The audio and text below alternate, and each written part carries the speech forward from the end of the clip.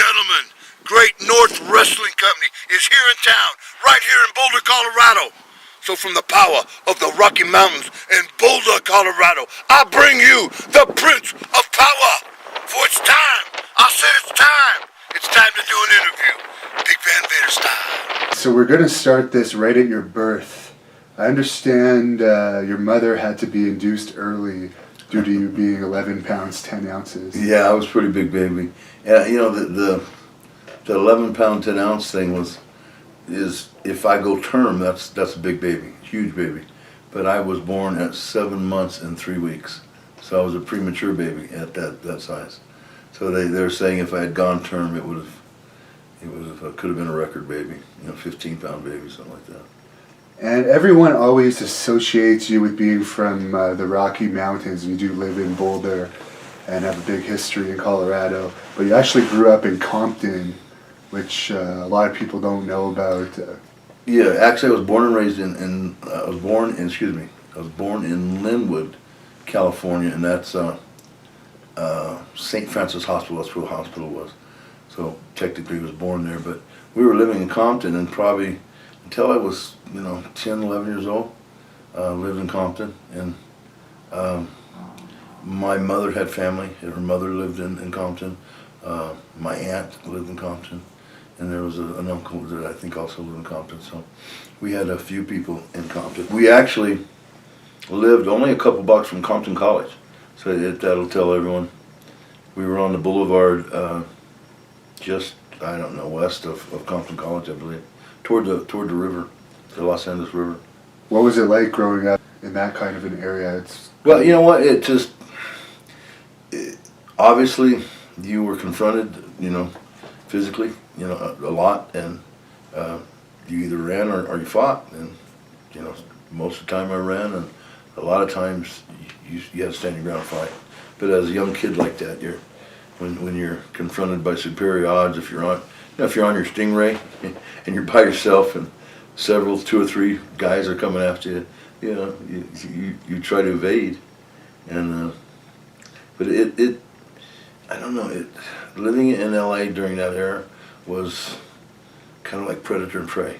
You always, when you walked out the door, you were conscious of other people, because in Colorado, it's where I live in Boulder, Colorado. You basically just acknowledge someone else, but you're not afraid that they're going to hurt you or attack you. And in Los Angeles during this era, and maybe today, I don't know, I'm not speaking for them today, but when I was there, it was like this predator and prey. You came out and am I predator or am I prey type thing. So it was different way of life. And I understand you had a home break-in experience when you were younger. Yeah. Wow, this is going way back. My parents were out and they were dancing at I don't know, it was Friday night and they were having a good time. They both worked hard. And so my sister and I were home alone. And, it wasn't like we were babies, but we were pretty young. I was I think 8 or 9, and she was a couple years older than me. And we were watching Star Trek, and the old one. This is how old I am. With William Shatner. Yeah, the one with Shatner and the real Spock, not just Leonard Nimoy. Yeah, Leonard Nimoy. So we were watching those original series, and 2 men had broken the window in the back and opened it, and one when I got up and I looked, I was barefoot, and we were watching TV in Southern Cal. Everyone was barefoot, and I looked, and he was standing on my bed helping the other guy in, and these guys were, they were the intent, and you could just tell they had bad intentions. And I screamed at my sister, and we ran out the front door, and they chased us. They were there for a reason, and I'll never forget that. And we ran down to a neighbor's house, and he came. Everyone has a gun in L.A. by the door, shotgun or something. He grabbed his gun and came to our house, and they'd gone. They'd escaped back out the window, the backyard window. And your father was in the U.S. Navy, and I understand he invented something that was... Yeah, my dad was a very intelligent guy, and big, strong guy, and smart. He he invented the electric hoist. And the thing about it is he didn't realize what he had, because they made millions of those things. And he sold the plans. He sold the original two he made and the plans. And so he still made some money, you know, building them, but good money, but not the millions that we would have had. I'd have been a millionaire, baby. So. But apparently it was enough money to move from Compton to Bell. No, actually, we moved to Anaheim and bought a real nice house with that money. Okay. And then from there came back to Bell, and that's where I went to high school. What were some of your sporting accomplishments in high school? I shot put it in track, but really wasn't very good. I mean, I did okay.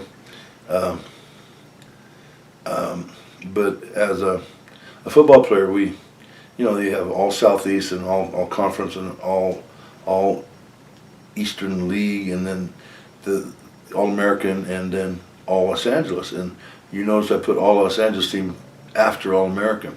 So the team to make when you were a Los Angeles football player wasn't the All-American team, was the all Los Angeles team, because that was the premier team. You figure there's 700-800 high schools in Los Angeles at the time, and that first team all Los Angeles was, you know, the best high school players in America. I mean, and don't get me wrong, there's good players in Texas, and there's good players in Cincinnati, and there's good players everywhere, but you would see All-Americans on other teams that, you know, couldn't compete on that all Los Angeles team, because it's just, the competition in Los Angeles is just crazy. And what schools recruited you out of high school? Probably 40 or 50, you know, SC and UCLA and Oregon. Nebraska, Oklahoma, Kansas, Colorado. I mean, it just goes on and on. Air Force. Actually, it was going to be the Air Force. I had a nomination, congressional nomination, to attend the Air Force Academy. And what made you choose go to school here in Boulder? You know what? You're in Boulder. It's obviously beautiful. It's actually to the point where it's majestic. It's blue skies and mountains, and it was a very sleepy town. In other words, I grew up in LA with the smog and the traffic, and suddenly I was in an environment where I could go to school and play top football, because they were the second or third ranked team in the country the year before I was coming, and but yet the college was in a town that had 28,000 people, which was really attractive to me, because, you know, being around the masses wasn't something that I wanted to do. Obviously, I wanted to get away from that. Did you get a lot of celebrity-like attention with the town being so small and the football team drawing, I guess you were telling me earlier, 40 to 60,000 fans a game? Actually, it was you know, probably more like 65 to 70,000. We were pretty much sold out every game.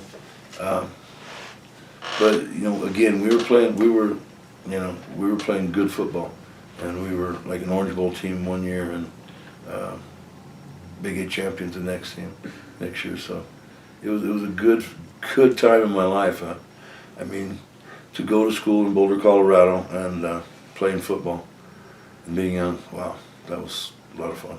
So I'm guessing the partying was pretty good too. Yeah, the beer was cold and the women were pretty. And you ended up being drafted 80th overall by the LA Rams after college. What was it like going back to LA? Great. I mean, it was a homecoming. The problem that put a damper on that party was I was a projected first round pick, you know, and actually the first 2 or 3 picks in the first round. I was #1 ranked center in the country. I had played guard as an All-American guard. I was a preseason All-American at tackle throughout the course of my career at Colorado, and ended up at center. Centers are generally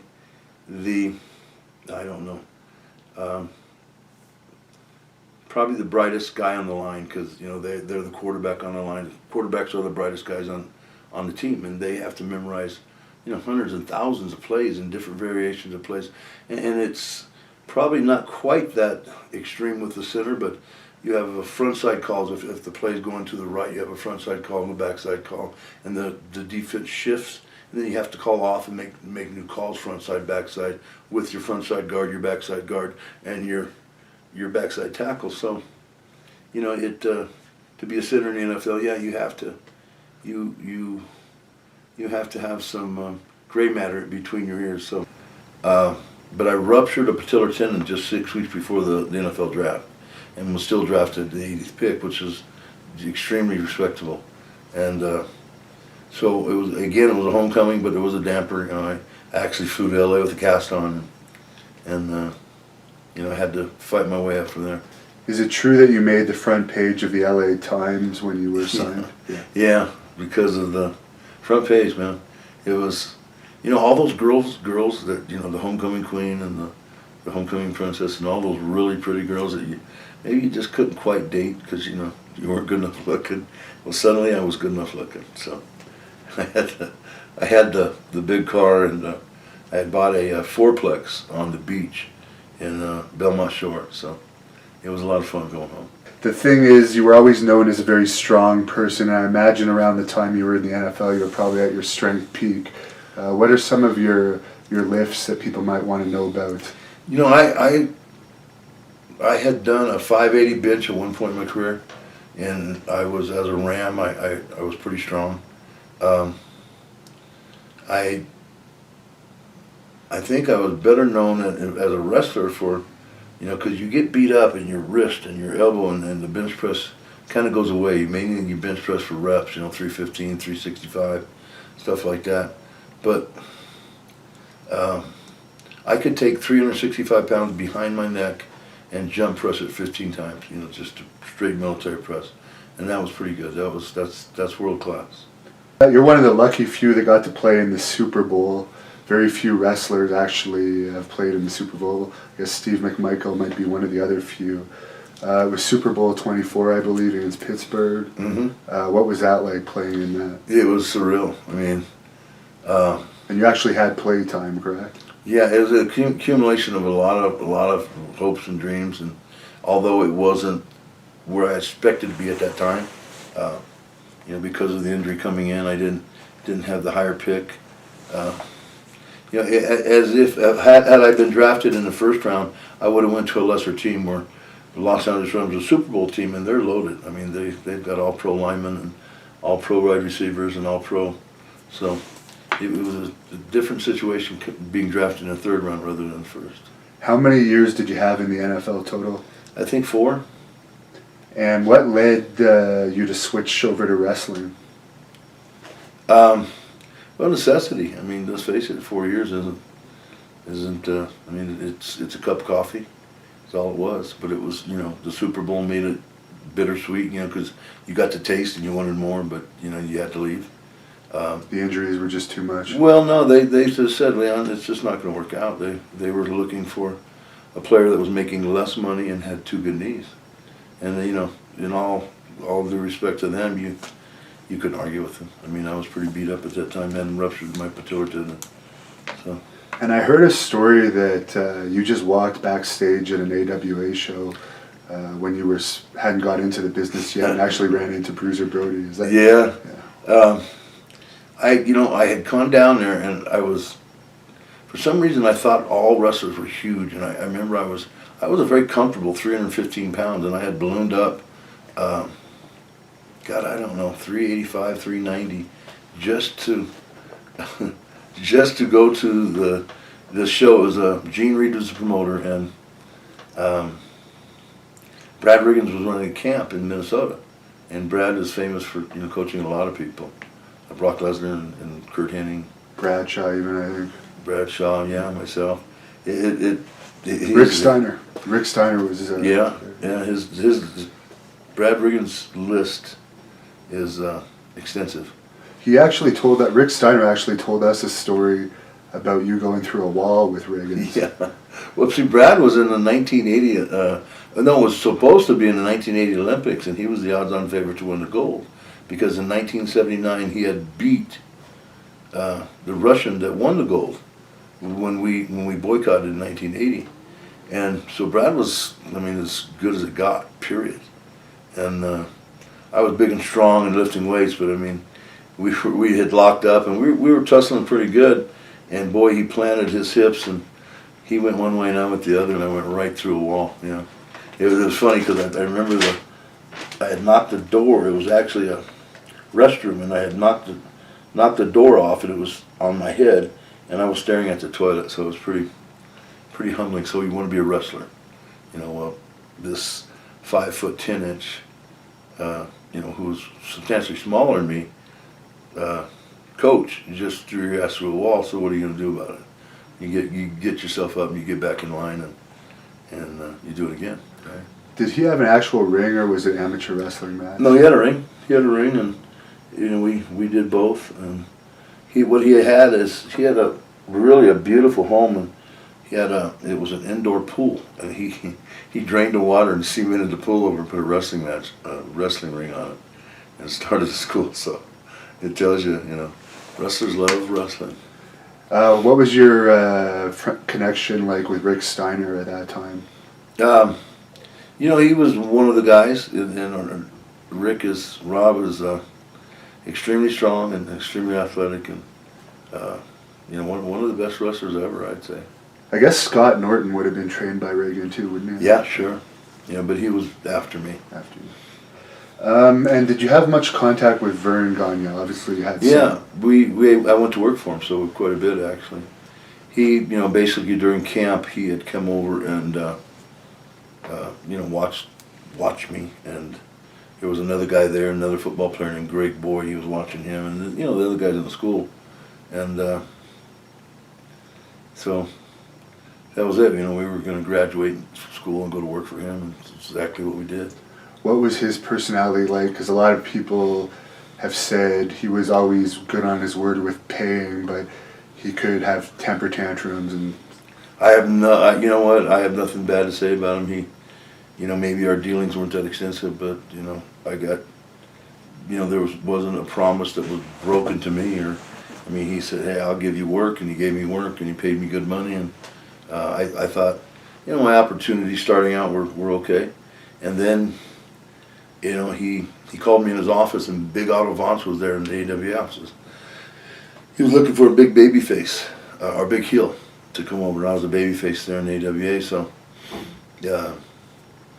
Big Otto, you know, needed someone my size to, you know, come over and fight him because he couldn't get sympathy. He was what, you know, 400 pounds and a little shorter than me. So, how'd you like to go to Europe? And this kind of pay you could get. And sounds good. Beer's cold, you know. So I wanted to go. Yeah. how popular was wrestling in Europe in those days? Jesus, crazy. You know, we were like the talk of the town. We would travel around from town to town, and we would see there. We, you know, rather than spend, you know, a day in a town and then move on to the next town, we would spend 6 weeks, 8 weeks, you know, maybe longer, and we'd have a tournament, and the people would follow the tournament.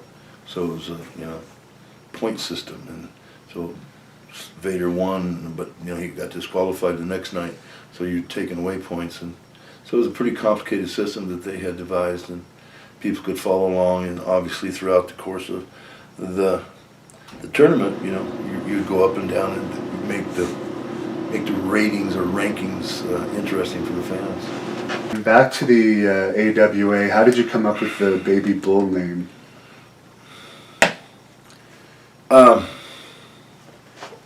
Baby Bull was a nickname I had in college as a football player, so that carried over. And then Baby Bull turned into Bull Power to the Bull, and then finally all that gave away to Vader when Anoki gave me the Vader character. And I understand you had quite a few matches with Bruiser Brody when you first started. Yeah, if you could call him that. He didn't have much patience for guys starting out, and so I earned my money, let's put it that way. What was he like outside of the ring? Did you have any contact with him? Not much, no. He was pretty quiet. I think he hung out with Stan Hansen, and they'd get together in a room and drink beer and he'd talk, but other than that, he was pretty quiet and to himself. Did you really have to fight for everything you had in those matches? Yeah, sure. And what did you think And about... then sometimes it didn't work. Was he just a temperamental guy and just... No, I wouldn't say that. He knew what he wanted to do, and you know, if she didn't want to sell for a guy starting out, he didn't have to. He was that big in the business. And what did you think about his murder that took place? You know, don't know enough to talk about it other than I was shocked and saddened to lose it. I mean, a great wrestler.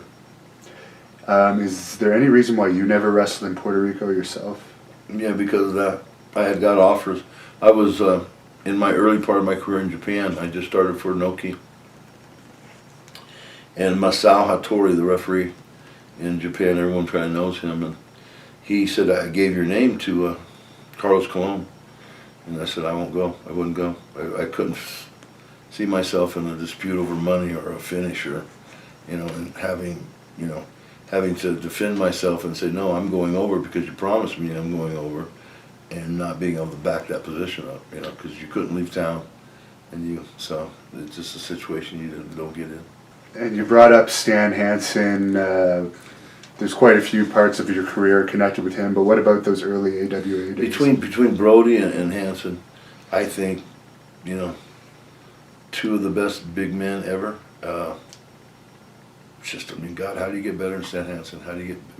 Stan could work 30 minutes, he could work 15, he could work in Japan, he could work in Puerto Rico, he could work in Texas, he could work anywhere. And same with Brody. It's unusual to find two talents like that so closely together, in terms of time. Was it similar to Brody in those early days wrestling Stan, where they wouldn't be willing to give much to a newcomer? I don't know. I think they both were basically, respect is earned. In other words, if you put the time in, but didn't know what you were doing, they wouldn't give it to you. But if, you were prepared to take the next step from, just being a total beginner, they would explore with you a little bit. Were you in the company when Stan walked out on the company as champion? Yeah, I remember he had a belt and he had taken a hammer to it, and he was hollering, and boy, no one did anything. He was romping and stomping. Huh? Was this in the dressing room? Well, yeah, just, I don't want to, Stan and I are good friends, I don't want to, but he did tell us that something had happened to the belt, so he didn't deny that. No, he tore up the belt, and then he took his truck and ran it over, so.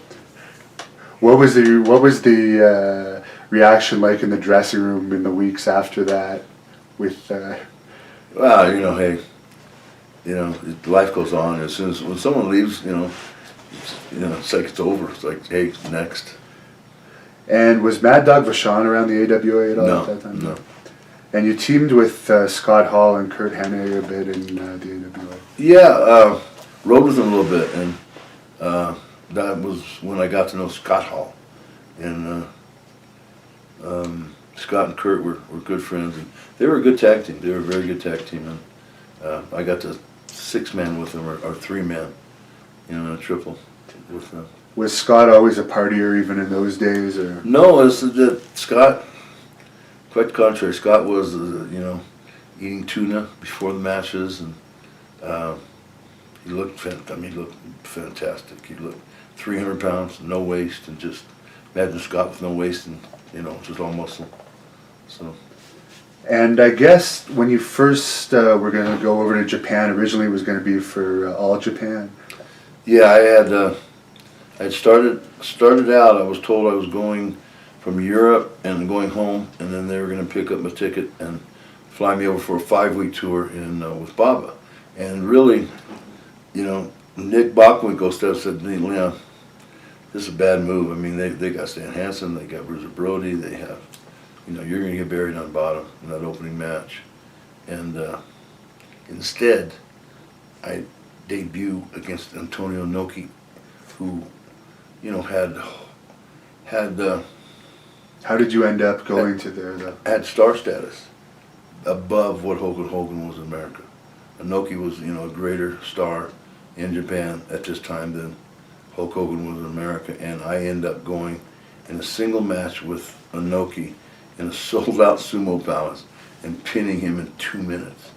So you think about what if I got buried on the bottom against, because you're talking about Brody and Hansen and DiBiase and Race and Snuka. It just, and the list kept going. Steve Williams. I mean, it just kept going over there. So, you could have got buried under there for a long time. What was your reaction when you found out that you were going over Antonio? I didn't know until the very last minute. I was like, I just, just you just keep your mouth shut and get in the ring as quick as possible before they change their mind. Because that was, has that ever happened to anyone in the history of professional wrestling? I mean, good Lord. And I understand there was a riot there due to that, and you were actually... Well, see, he was on about a 9-year winning streak.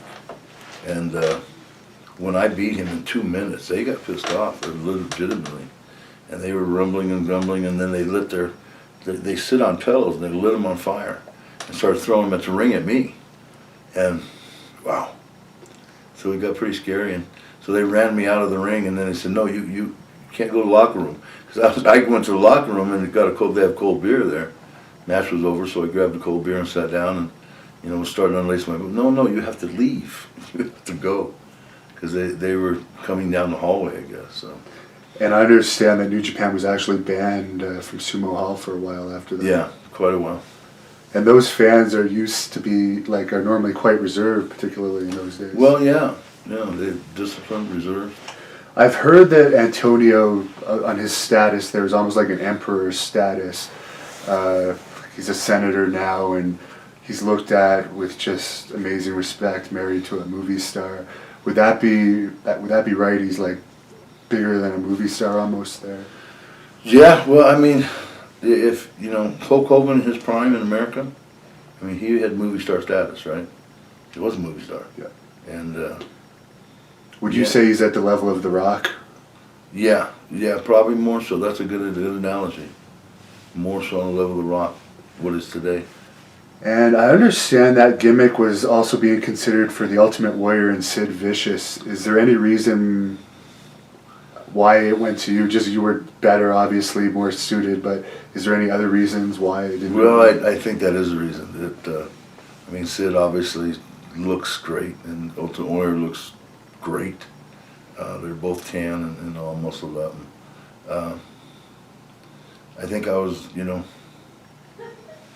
don't know. I think they were pulling weight, and you have to say that Sid and the Warrior both had that '80s look, and I was more of a, You had more of the killer instinct than either of those guys. Well, maybe, but just my look alone, I looked like a More wrestler. like a beast. I was 390 pounds and looked like a wrestler, and better athletic ability, I yeah, guess. and more athleticism, and you know what? Not that they weren't athletes, but they were. They were Super very Bowl good players. athletes, but they weren't NFL football players.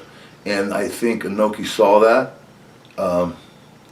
And when you're talking about dealing with Fujinami and Inoki and Choshu and the list goes on of all the smaller, you're talking about 5'10", 5'11", 6 foot, 6'1" athletes that can scoot across that ring real quick.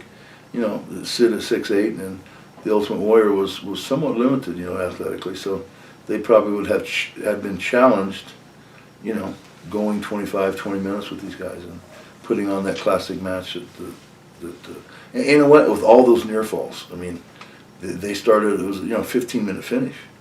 They'd have a 6-7 minute match and should go right into the finish and go And 15. you probably couldn't really talk about it too much either because of the limited language abilities. Yeah. You'd have to be able to prepare to do this on the fly, just hearing the finish from the referee. Yeah. Then that was hard because the referee couldn't speak English. And what's the, you might not be able to talk about this too much, but they always talk about the mafia connection to wrestling in Japan. Yeah, I can talk about it. They were definitely there. And I don't think they owned the wrestling companies. The wrestling companies were owned by wrestling people. Maybe they had some people on the board, but more so I think they owned the television company. But the television company had figureheads.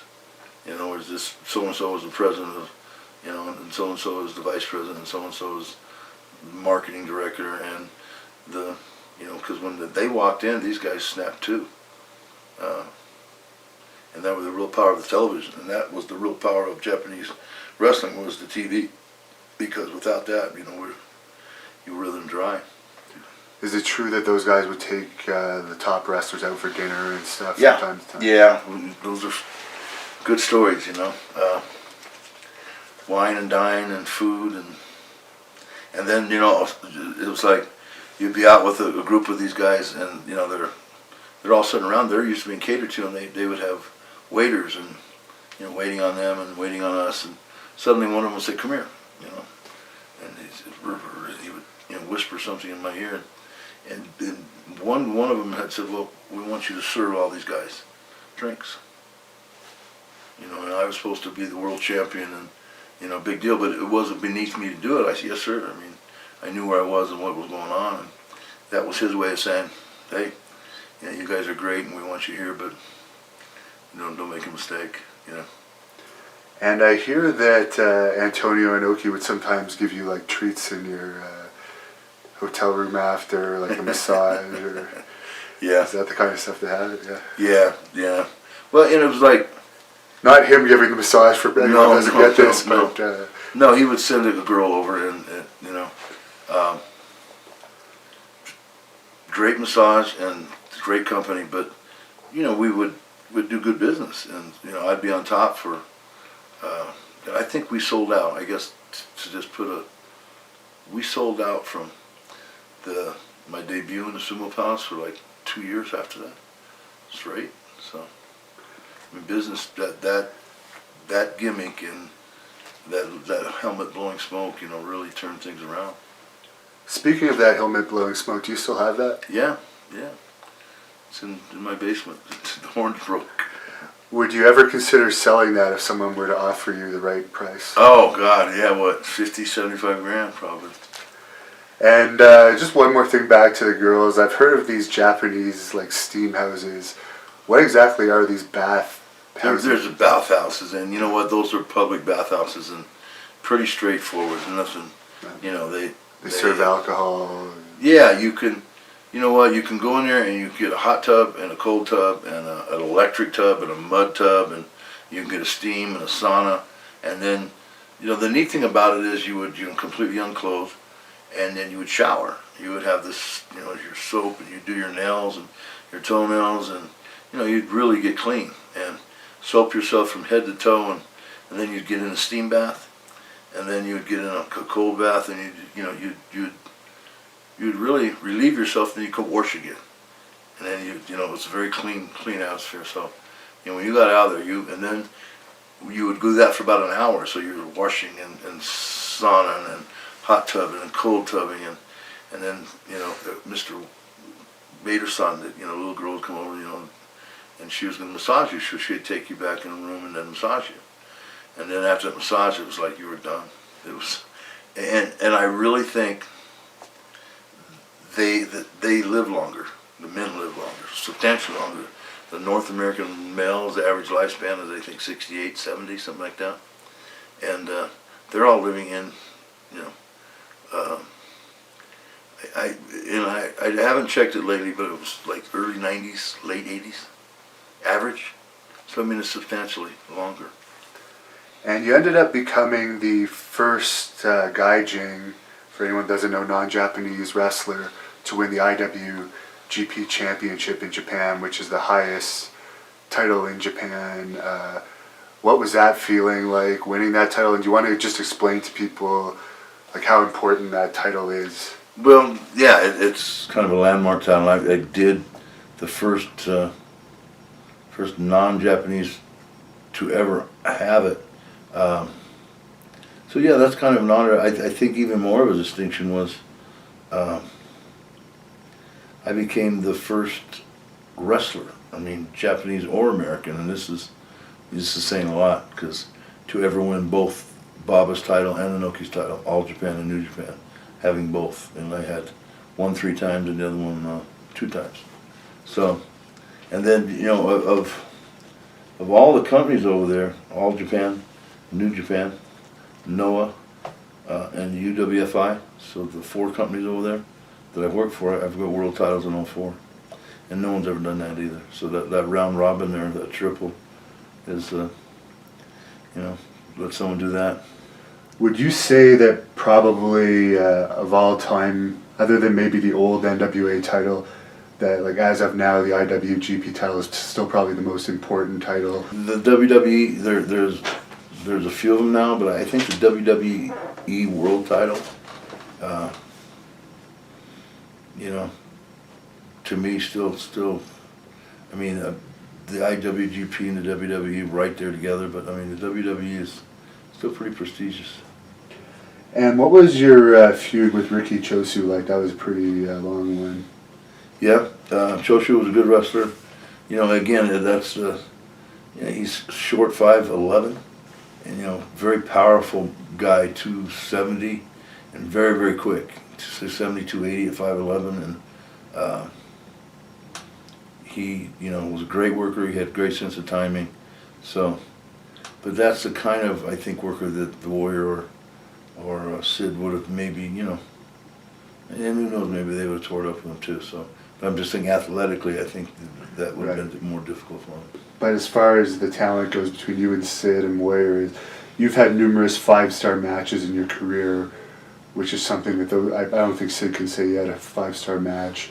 I don't know. The Warrior.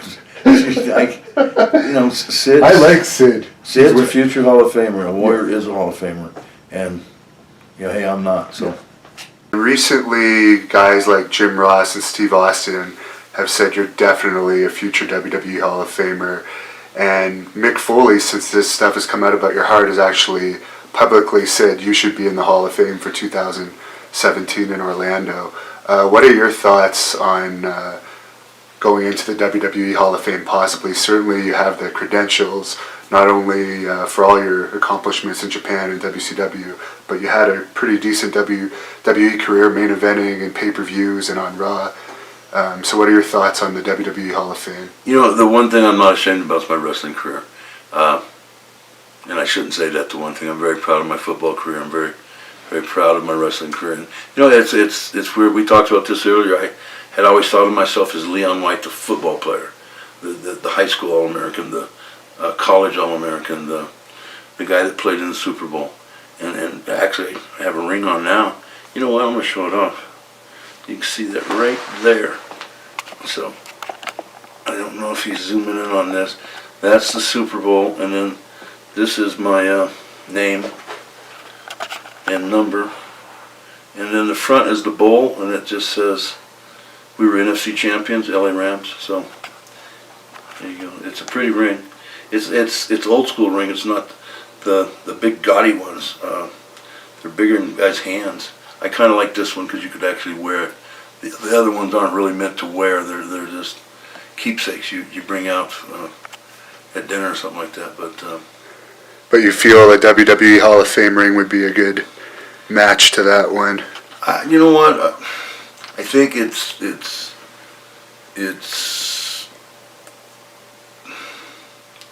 I think it's premature for me to comment. I have high hopes, and every wrestler in America would want to be in the WWE Hall of Fame. It's an extremely, I was going to say it's an extremely prestigious honor to be given. But I just, no, I can't say anything right now. But as far as I hope, and I have dreams. As far as you're aware, you're on good terms with the company. I think so, yeah. Your popularity in Japan at its peak, I understand you were in television ads. You want to just talk us about how big you were there? Yeah, I was doing commercials, and personal appearances were, you know, the money was good. They really paid for personal appearances where you come to their place and sign some autographs and, you know, shake hands and things like that. So I got paid a lot of money, like over $50K for a Sony commercial, and it was a dodecahorn, and it was a squawk box that I had. You know, a Sony commercial in Japan is pretty big. What was it like being out in public around that time in Japan? I don't know. I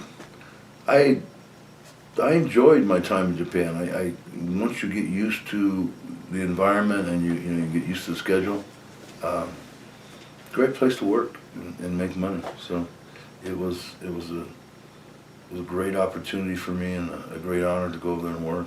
The match you're best known for now with YouTube and how easy it is to look up stuff in Japan is your infamous match with Stan Hansen. Yeah. That was part of an All Japan Pro Wrestling versus New Japan Pro Wrestling Supercard. And what are your thoughts on that crazy match? Well, it was a supercard, 90-some thousand people, but we were one of the main events, and Stan and I, and Stan was just huge in Japan. He like Inoki, shared a special place in Japan, especially after Brody had passed, and I think, you know, when Brody passed, they realized, you know, it was even my status, you know, grew substantially along with Stan's, and so we were finally put together. Probably what would have been Brody and him, you know, was now me and him, and it was a great honor because it was the top two spots, and you know, for Americans, you know, in that time, in that culture in Japan, without question. And so, you know, we got after it pretty good, hot and heavy, and you know, somehow Stan's thumb got in my eye, and I'm not gonna say, you know, I don't know. He says it was an accident, and I'm taking him as his word, but you know. It did pretty serious damage to you, right? Yeah, oh yeah, I lost. It obviously popped out of your head. Yeah, it popped out of my head. I had to shove it back in, but I had to. I lost vision, lost like half the vision, and then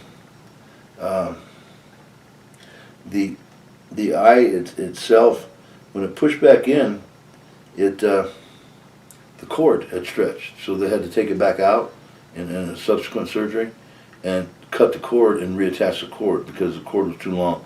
So in other words, my eye would look left, this side would look left, but this one would stay straight ahead. So my eye was lagging, and then all the bones in my face had to be fused. So I mean, all my cheekbone was broken, all this was broken, my whole nose was crushed. So this nostril had to be rebuilt with steel, and then up here my eyebrow was cracked, had to be fused, and so pretty extensive surgery, and yeah, it was pretty painful to, you know, shove it back in and keep wrestling, because you know he kept hitting it. That was, you know, obviously it just kept getting hit during the course of the match.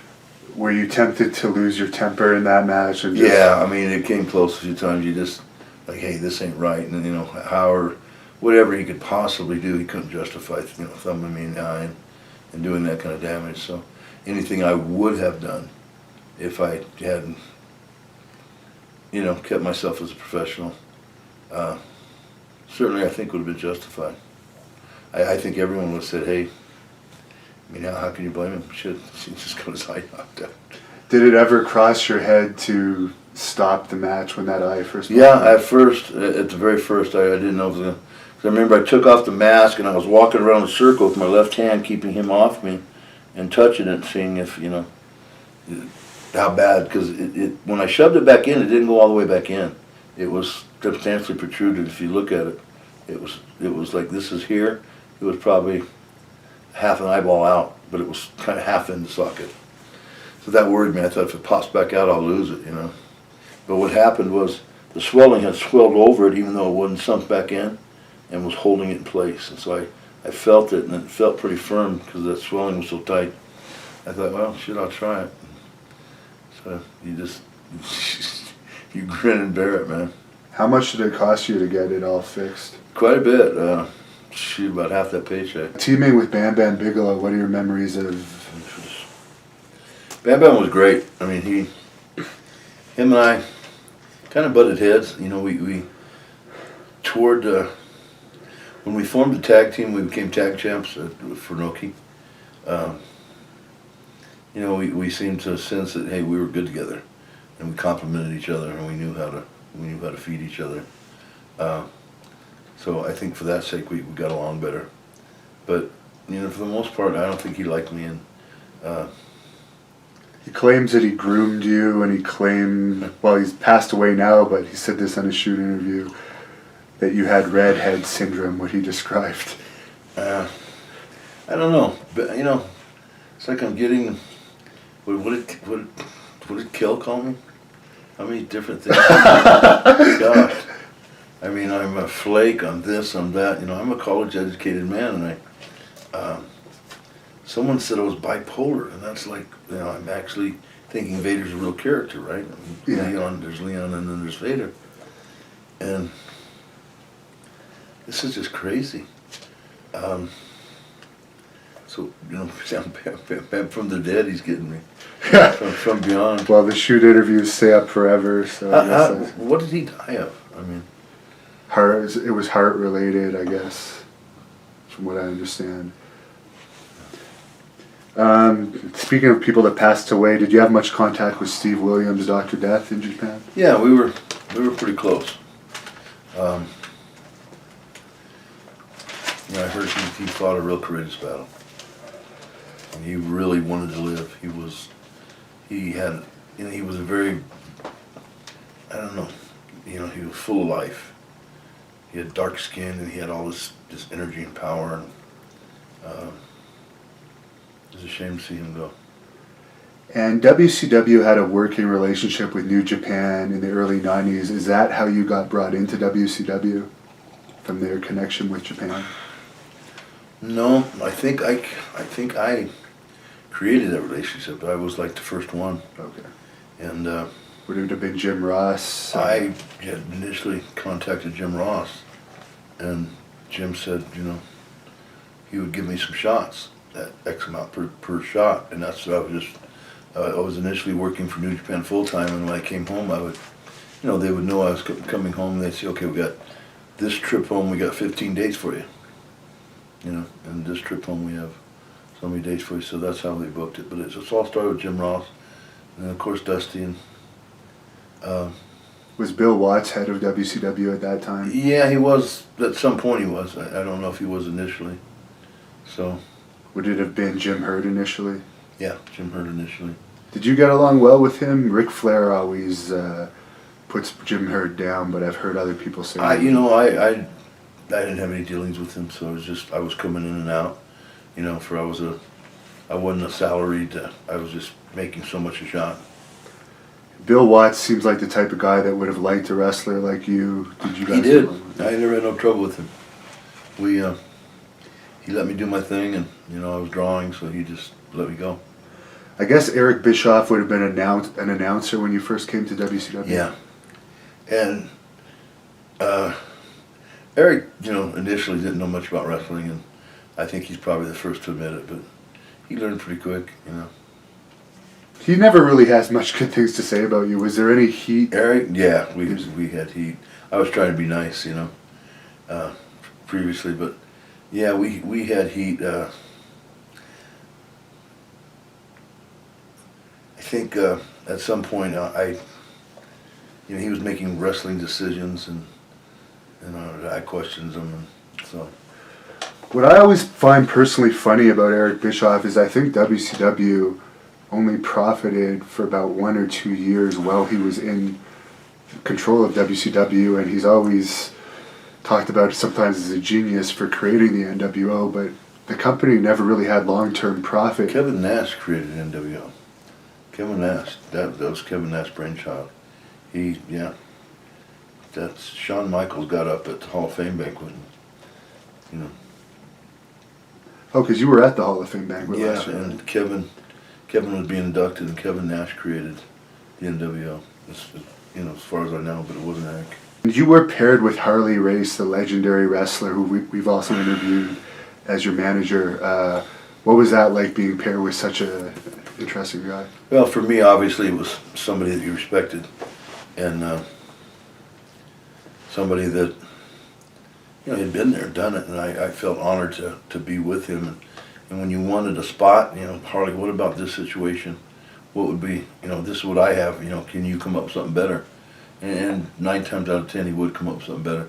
So he was, you know, we would ride together in the car, and we would, you know, it just, you know, he would never tell me anything and he would never criticize me ever in front of anybody. But we'd get down the road driving, you know. Harley loved to drive fast, and he'd, you know, 120 mile an hour down those big wide Atlanta roads, and he would say, what made you do this instead of this in this position or in this situation? And that type of teaching, that comparative shopping type thing. I did this, but you're saying I could have done this. Oh, I see how that could work better. It would have fed into the next thing. And so it starts getting. This is where wrestling becomes beyond. In other words, people say, well, wrestling's fake, wrestling's entertainment, wrestling's this, and when you get on the level that Harley's at, a guy like Harley Race is at, this 50-year wrestler, Hall of Famer that understands the game and the ability to tell a story with your body physically. It's where it gets very, very hard to do, hard to duplicate. And you had a famous feud with Sting that went on a long time. You had some great matches with Sting. What are your memories of working with him? I don't know. I would say it's one of the better feuds in wrestling history. There's been a lot of great feuds. I'm not saying it was the best or the top, but I think it would rank up there amongst the top, certainly. And it's just we never had a bad match ever, and it was just like gold with him. I mean, he knew how to sell, for me, and he knew how to come back, and he knew what I wanted to sell for. So we got to know each other very good. Would you consider him your favorite opponent? Or up there? I don't think I have a favorite, because there's so many in Japan, and so many in the WWE, and and then Cactus Jack. I mean, Mick and I, we had a great feud. Ric Flair and I. I mean, we did a lot of good business at WCW. And there's an infamous vignette, the White Castle of Fear vignette, that's pretty popular on the internet nowadays. What were your thoughts on making those WCW vignettes? Well, Sting hated it. He hates it today. He said, oh, God, he was embarrassed to do it. And I thought it was kind of cute, corny but cute, the White Castle of Fear. Then my fond memory of it is that my son, when the helicopter was flying over, when Sting was coming to the White Castle of Fear, my son was 6, 7 years old, and he says, Papa, where's my bedroom in there? How come you haven't told me about, we have this new... he was almost in tears, and I get a kick out of it. I laugh very hard when I think about that, because he was saying, that's a great place, where's my bedroom? How come he was pissed that he hadn't seen it. He wanted to live in the White Castle of Fear. Yeah, so the White House, right? So he wanted to know. That was great. And you had a feud with Nikita Koloff that he ended up getting injured from. What was that all about? You know what? Let's just shed the light on this. Nikita wasn't hurt. Nikita had an insurance policy, and he collected. Oh, he was one of the Lloyds of London where Ted DiBiase took that, I think, too. Kurt Hennig took it for a while. I think a lot of people were covered by that. Yep. So that's the inside story on that one. That's my opinion. I didn't hurt him, but he collected, and he's now a minister. So he found his calling. It took how many $3 million, and he found his calling. And what more power to him? I mean, he's a good guy. Why not? Why couldn't he collect? And you were part of a historic match when you were WCW World Champion. Ron Simmons won the world title from you to become the first black world champion. Take that aside for just a minute. That match was a heck of a match. It was only about 13 minutes, but man, it was just perfectly placed. Ron didn't like to wrestle long, so I knew I had to come up with something short and sweet. And man, it popped. I mean, have you watched it? Yeah. Yeah, it was just... At the time when I was young. When he pinned me, my God, the people just... I've never heard a pop that loud, ever. And I've heard some loud pops in Japan. Do you think they should have given him a longer run with the title? Well, he was hurt. I took the belt back just a couple months, 5 or 6, 7 months later. I don't know. It wasn't that long, 6 months. But he was hurt a lot of that time.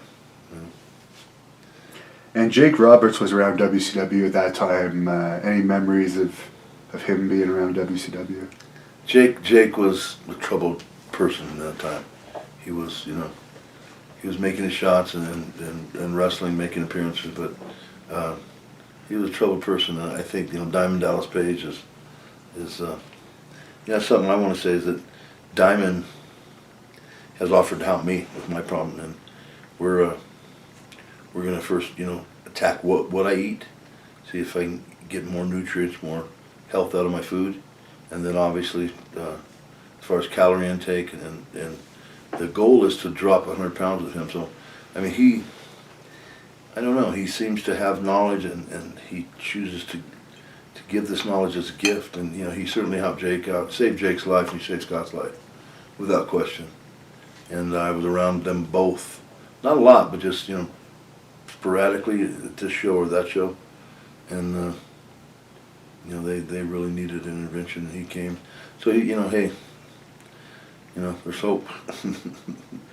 And did you ever wrestle DDP at any time, or do you avoid it? No, but I remember him starting out. DDP was, you know, tall, really tall, 6'5", and lanky.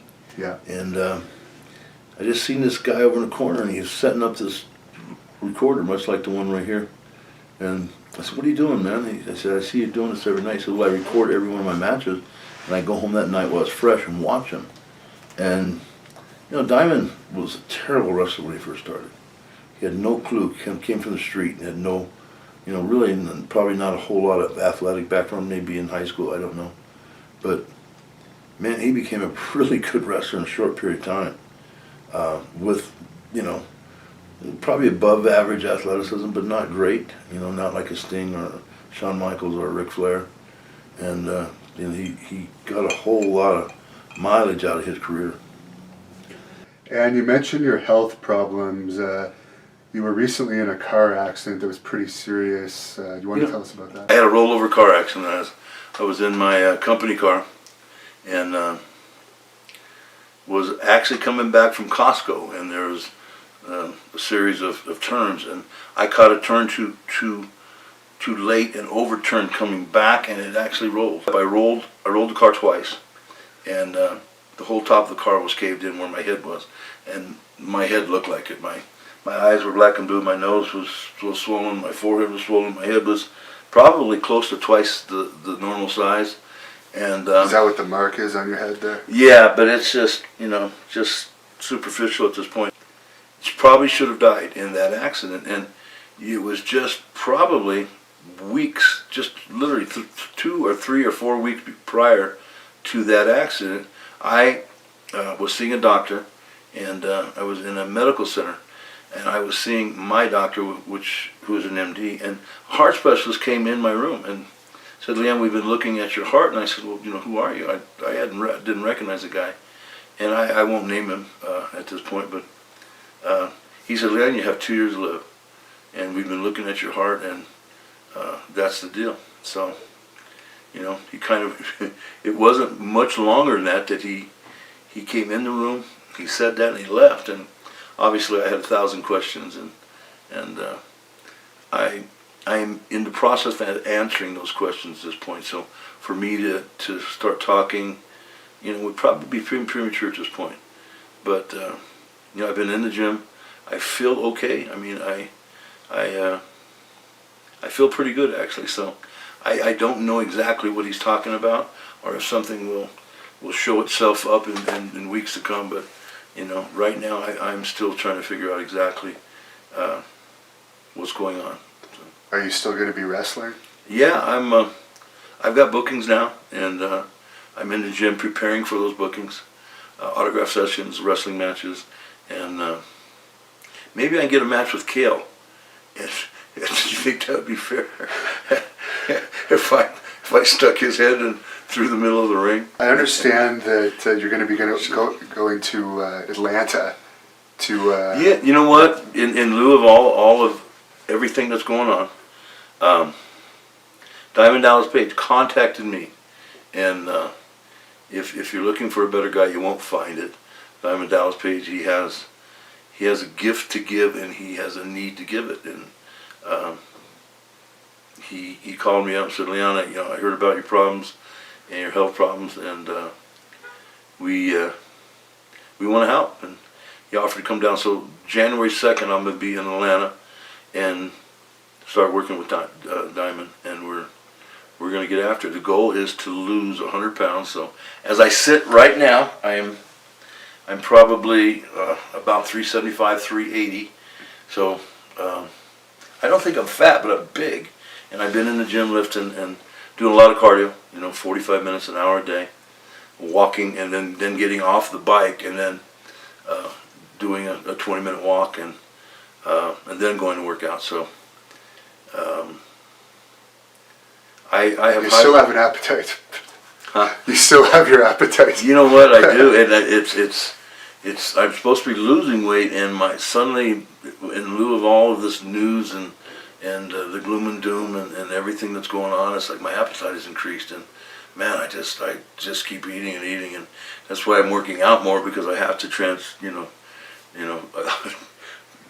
take all that food into something positive. So.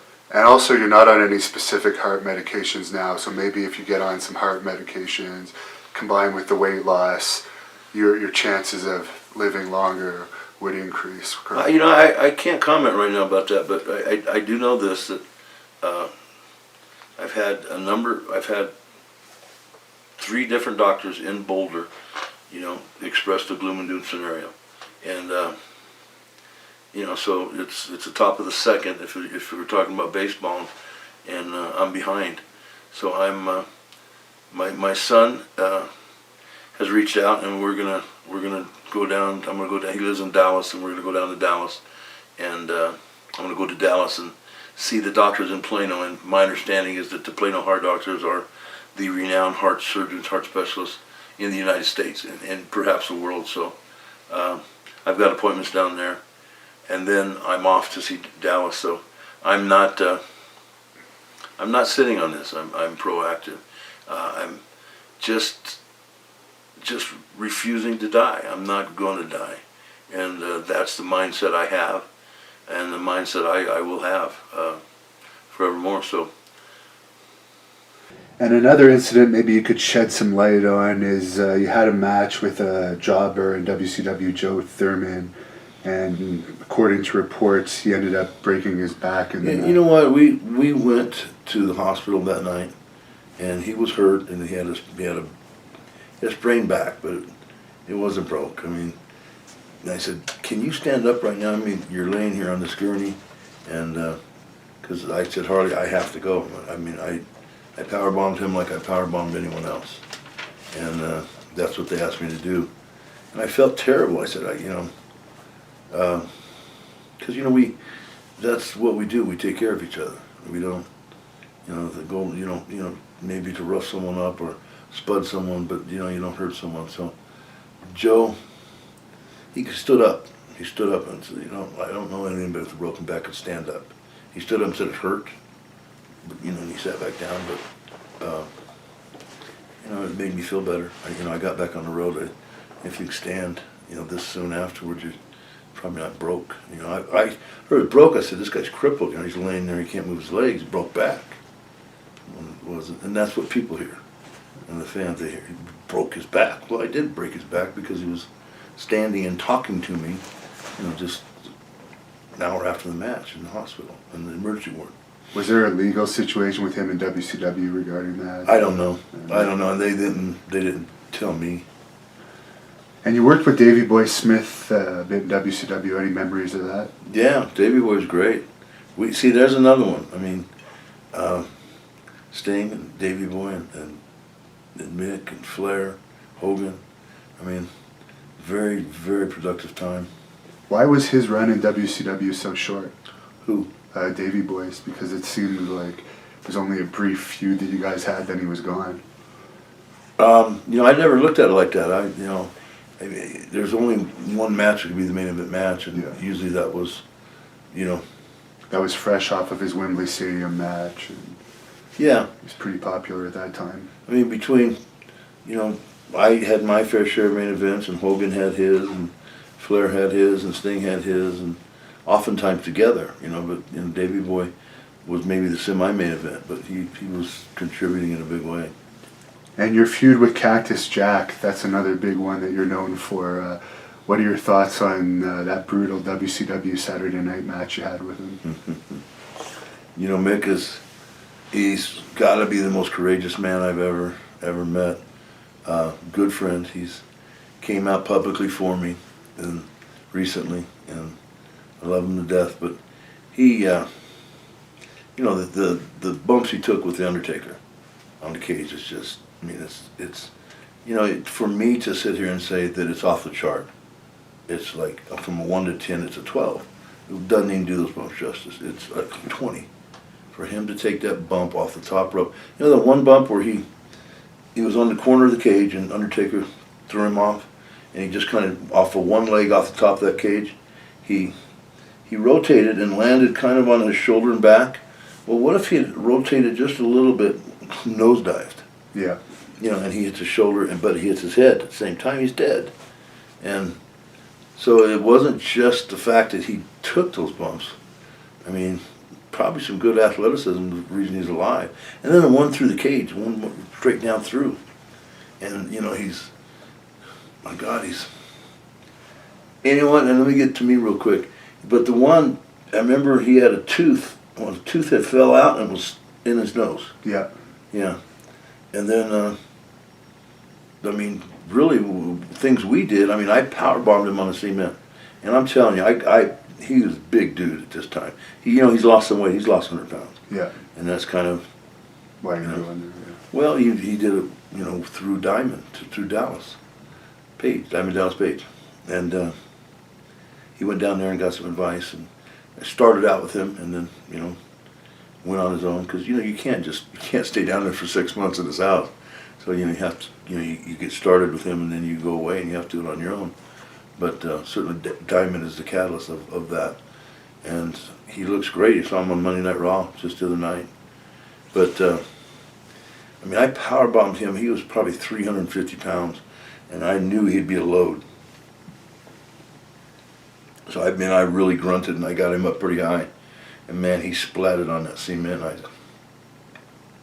But looking back, you go, well, you know, all that just, even a power bomb on the cement, pales by comparison from taking that bump off the top. It's like, so. And what was your reaction when he lost his ear in that match? That wasn't anything to do with your fault. His ear was caught in the cables. But well, you know, it was caught in the cables and it tore off. And my hand did rip it off finally, but I think it was partially torn, and I tore it off the rest of the way. I think that'd be fair to say. You know, at first I was shocked, and then I thought, you know, hell, Mick Foley didn't blink an eye, so I'm like, shit, you know, is he gonna stop or what are we gonna do? He just lost his ear. And the funny part was, Mick's going, you know, hit me, Leon, hit me. So his ear was bleeding. So, you know, my clubs that those big clubs I use. So I hit him. Man, it just, whatever was left out of there just flew. Because I hit it, man. It just, rest of it, there's a little chunk left on there and it just flew off. And blood everywhere. And the ref went over, he saw where the initial part of the ear fell off. And he went and grabbed it. He came over to the both of us and goes, here's your ear, Foley. I think I kicked the ref in the stomach and said, drop it, we'll get it later. God, we're in the middle of a match. What do you want us to do with that damn tear? We should have stopped the match and went, oh, God, that's interesting. Oh, I'm getting tired. Just had some punch drunk. And you were tag team partners with Sid in WCW at the time of his crazy fight with Arn Anderson. Yeah, you know what? It was a pretty good tag team. We drew. The masters of the power bombs. We drew. You know, the crowds were jam packed, and we were the main event. And we drew, and main event the Beach Blast. I guess the pay rate was pretty good. I think it was a 2-0. There's another vignette for that one too. Yeah. With the midget blowing up the boat. Oh yeah, and we were walking. See, I got sunburned that day because I had, man, it was a hot day, and I'm redheaded, so I got sunburned. But oh God. So were you around when that fight occurred with Sid and Anderson again? Yeah. Tell you what. Here, real quick, I'll give you the chronology on this. We had worked all week, 2 weeks, 2 weeks hard, 3 weeks hard. And then we were supposed to, you know, after 3 weeks of hard work and you're tired, we're supposed to meet in at 5 o'clock in the afternoon, meet at the airport in Florida at this one terminal, private for us, right? And so they've got all the drinks, they're all loaded. So we're all there and we're all beat up. So, you know, I've been 3 weeks on the road and I'm beat up, so I'm taking a couple pain pills, getting ready to get on this long plane ride over to the deal. And, you know, I was riding first class, so, you know, I wasn't worried too much. But you take pain pills, you know, and then you take a couple muscle relaxers, and then you take Valiums, and not too many, but just enough to relax you, because that plane ride, your legs get tight, and you can't stand up after a while, you know. Your back hurts, and it's like, you know, but those, you know, they just kind of keep you loose. And if you overdo them, well, then you're an idiot, but if you don't, they could be a very helpful tool. That's the reason they're created. Yeah, but, you know, if you overuse them and you're throwing up, and, you know, it's just crazy. So, this plane ride over there was just crazy. And then we land. So now we're talking about 3 weeks of work, and then the plane ride, and then the party at the terminal, and then the plane ride, right? And then we get there, and the sun's coming up. And, okay guys, get on the bus. Drove 3 hours and wrestled. Wait a minute, we're not going to a hotel and sleep? Because that blew me away after that, all that, you know.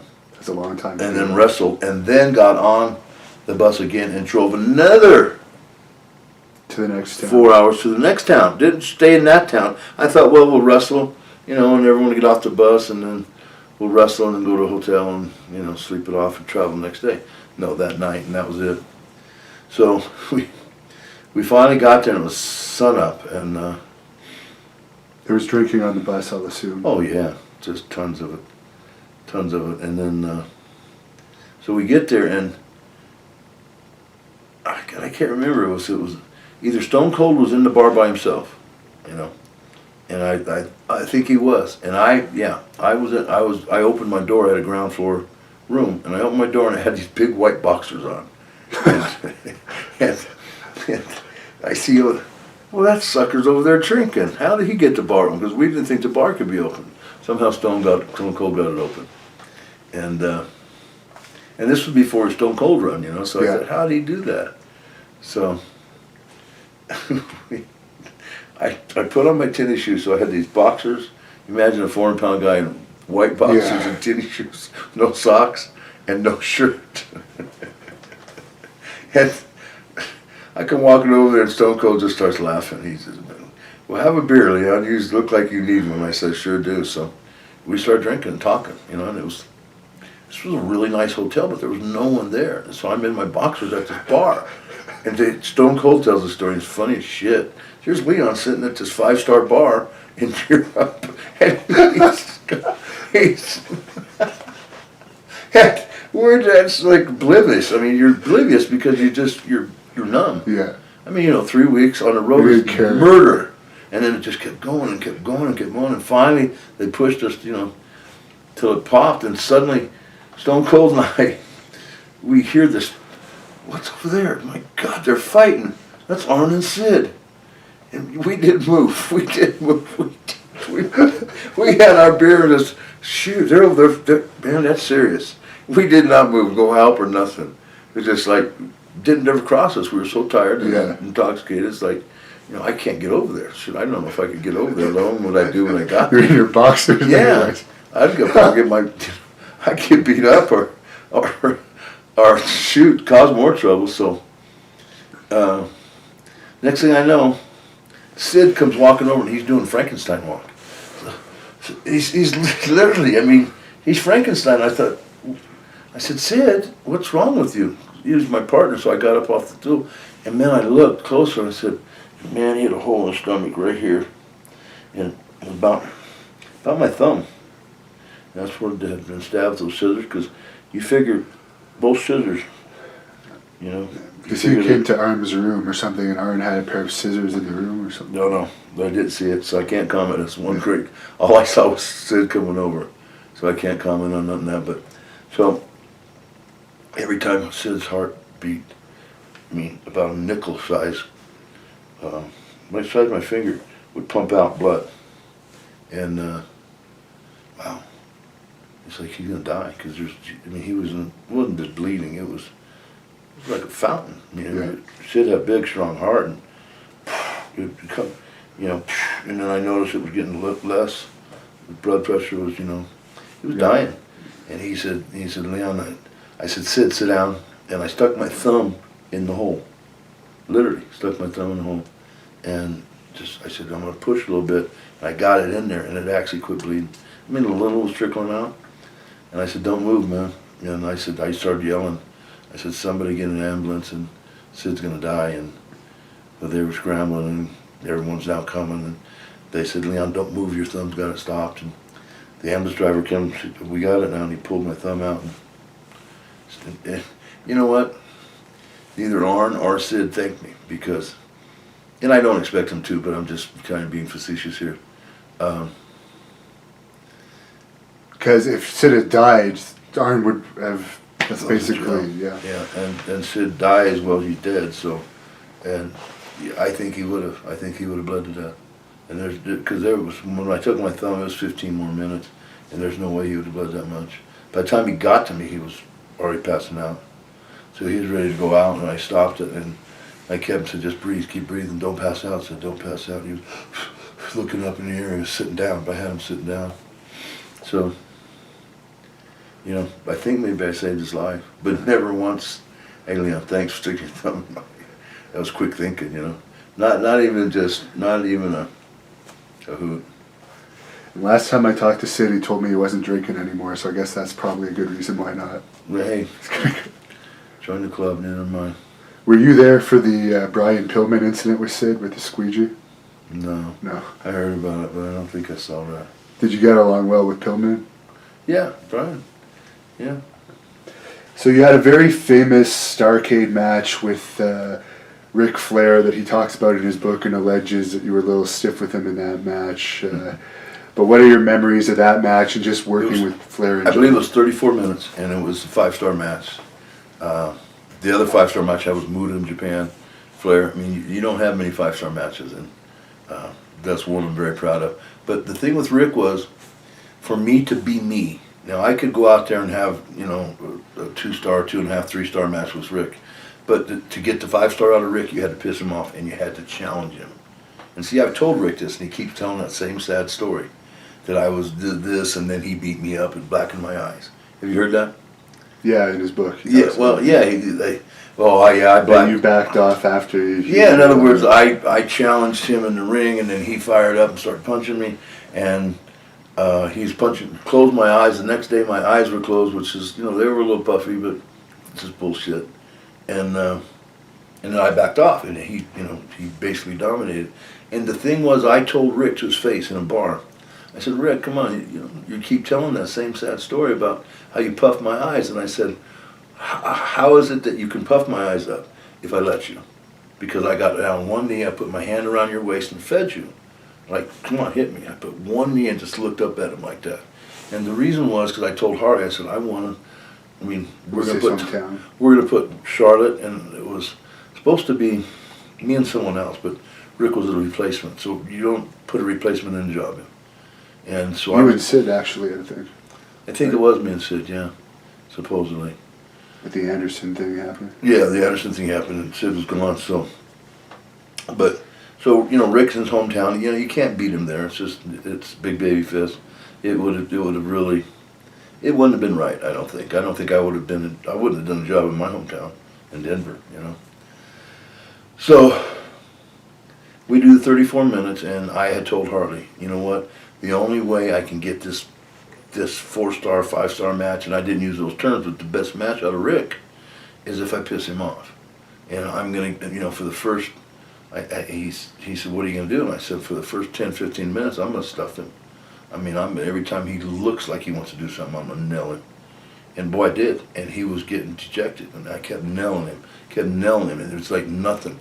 But I knew we had the time, so it was like, I heard 15 minutes. And I said, okay, Rick, block.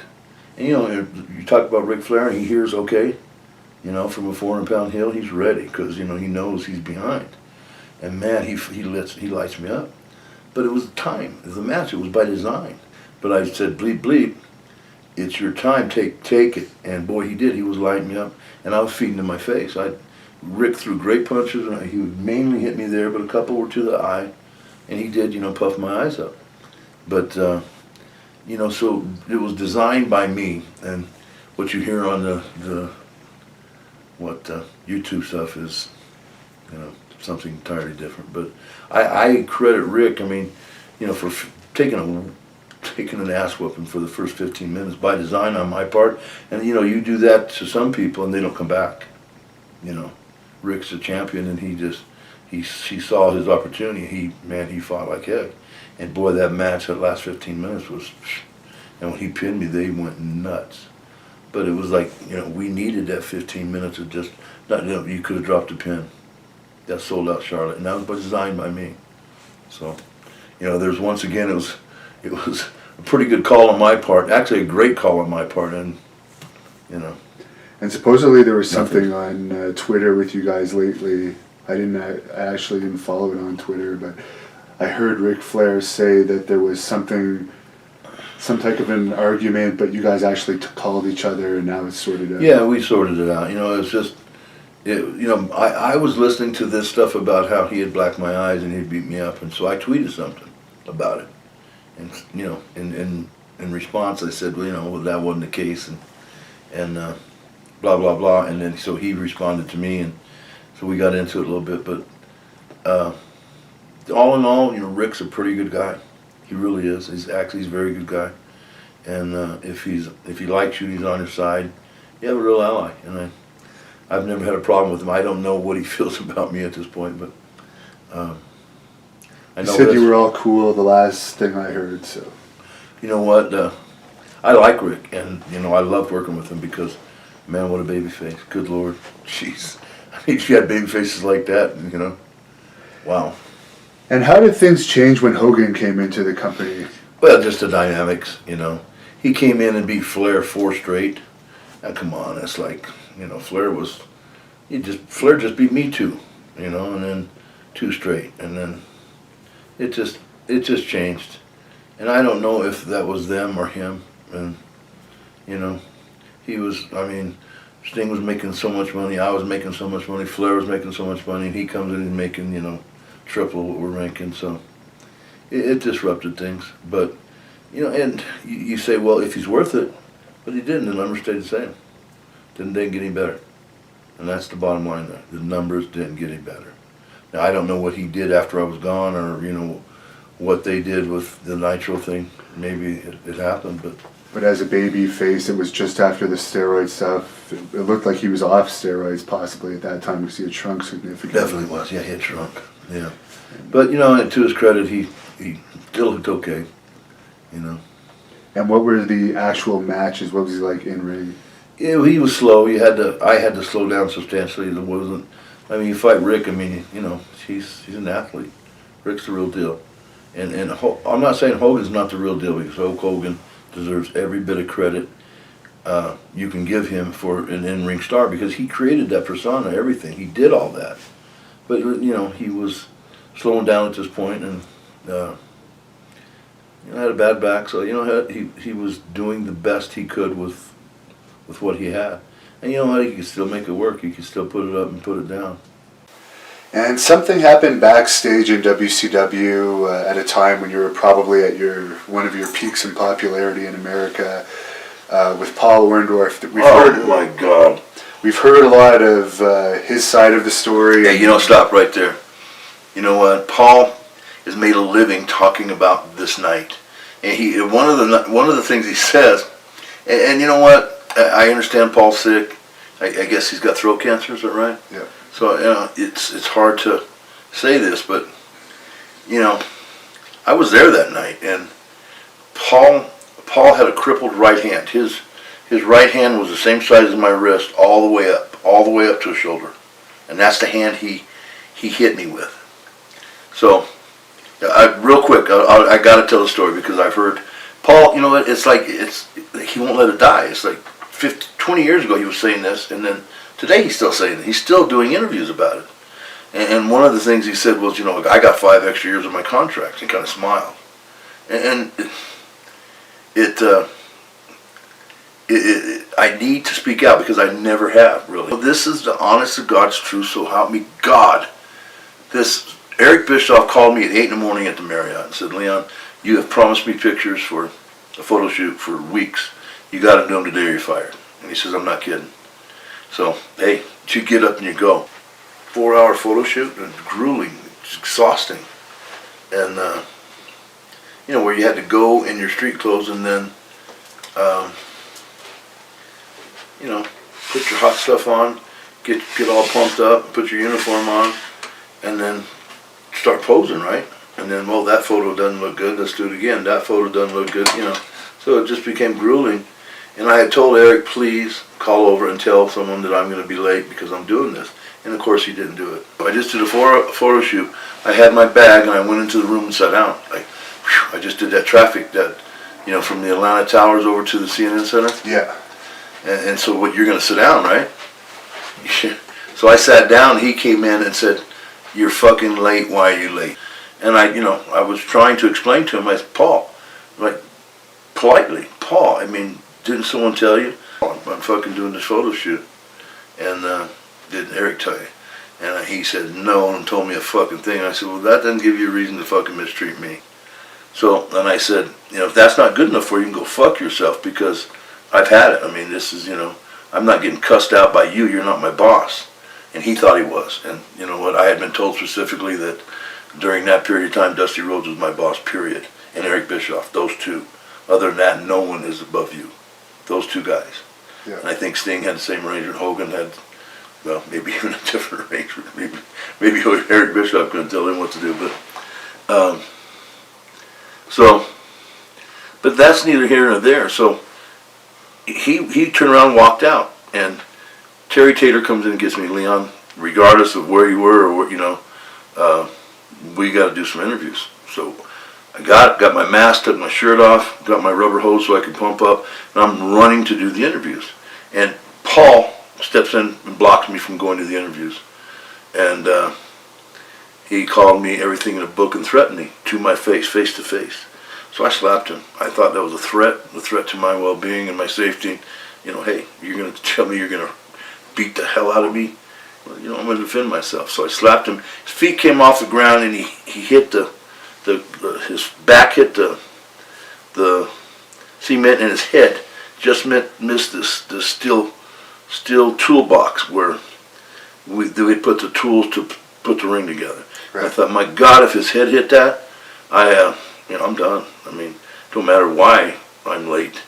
I mean, if his head hits that and he's hurt, I'm fired and probably go to jail. And so I went over and put my hand on his chest. Paul, are you okay? And he was coming to, because he hit the ground hard. I slapped the shit out of him. So Paul's got a right arm about the size of this wrist all the way up. And he's 200 pounds. I mean, he's really in bad shape, you know, physically. He's not the Paul Orndorff that you would, you know, that 260, 270 pound guy. He's like 200 pounds, 215. And so when he gets up and I'm thinking, you know what, if I fight him back and do what I think I should do to defend myself, I'm going to get fired at the very least, and maybe I'm going to hurt him because he's just, so I thought I had slapped him initially, so I wanted to get that back, so I let him hit me in the face, and it was nothing. It was that weak right hand. And he hit me a second time, hit me a third time. I drug him down with me. And Paul, some of the wrestlers helped Paul up, and he kicked me once or twice before I got up. I remember that, and I got up and grabbed him, and we went into the coach's room, fighting like a wrestling type fight. But that was it. He had boots on. And like, you know, I don't know why that matters, but I guess if you're barefoot and slippers on, it's harder to fight somebody, right? But it was, I'm late, so what's he doing with slippers on? He's an agent. He's got his boots on. I mean, and then the next day, how Paul had beat me up, and what they're seeing is those 3 hits to the face, and I mean, it was like my 12-year-old son hitting me in the face. My role was to be the bad guy, beat everyone up. Yeah. So everyone that I wrestled, I'm spudding, right? Yeah. So it's like Regal. I remember Steve Regal. I mean, I kicked the shit out of Steve because it was my job to, you know. And he was very vocal about all that, you know. Said, "Yeah, you're not so tough now." And I said, "Steve, fuck." You know, so I just shut up and walked away. Is it true that Ming was involved in breaking that up? Yeah. In other words, when I took him into the coach's room, Ming came up behind me and said, "Leon, that's enough. You're going to hurt him." And at that point, I didn't want to mess with Ming because that would have been a mistake, I think. He's one of the people that... You know what? Not only was he fresh, I just got done fighting, but no, you don't want to mess with me. Did you ever get the chance to see him in action in a bar? I never did, but I'd heard about it. That sometimes is the worst, you know, not seeing, you know, because you say, well, you know, that it ain't so good, or it is really good, but sometimes you can't see, you know. But that whole thing with Paul, and it's like, how many times have you heard that interview lately? He's still telling the same story. He's still getting over on this thing. It's like his thing, his claim to fame. So he's hanging on to that bullshit story, and that's exactly what it is. It's bullshit. And ultimately, you got released over that, and... No. Nope? No, ultimately, Eric Bischoff, and this was probably the second mistake I made, because getting into, you know, slapping Orndorff felt good, but it was wrong. I mean, no way should I punch first. Right, he got in my face. I said, I should have told him to go and take his best shot, and once he did, then I could have, you know, done anything I want with impunity. But, so that was the first mistake. The second mistake was when Eric, you know, he did send me home, and he, you know, I had heard that I was going over Hogan on the first Nitro, which was coming up, and I was in suspension. So they were going to bring me out of suspension, you know, like this big thing. To have a surprise. Yeah, surprise, and... Because at that point, they hadn't made the deal with Luger, and they were looking for something big. And I was going to run Hogan, yeah, they were looking for something big.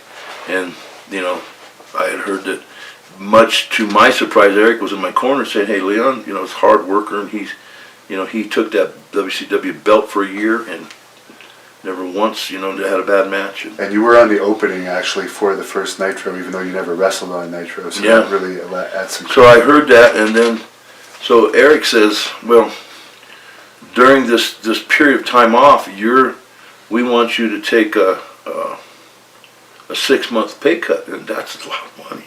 I said, "Eric, for this? I mean," I said, "I can't see 6 months pay cut. I mean, that's half your salary. You know, that's what, close to $400,000 fine. That's shit, man. I mean, how about 150, 200? I mean, something's, you know." And he wouldn't come off that, and so I told Eric that if that was his decision, that I was going to go elsewhere, and that.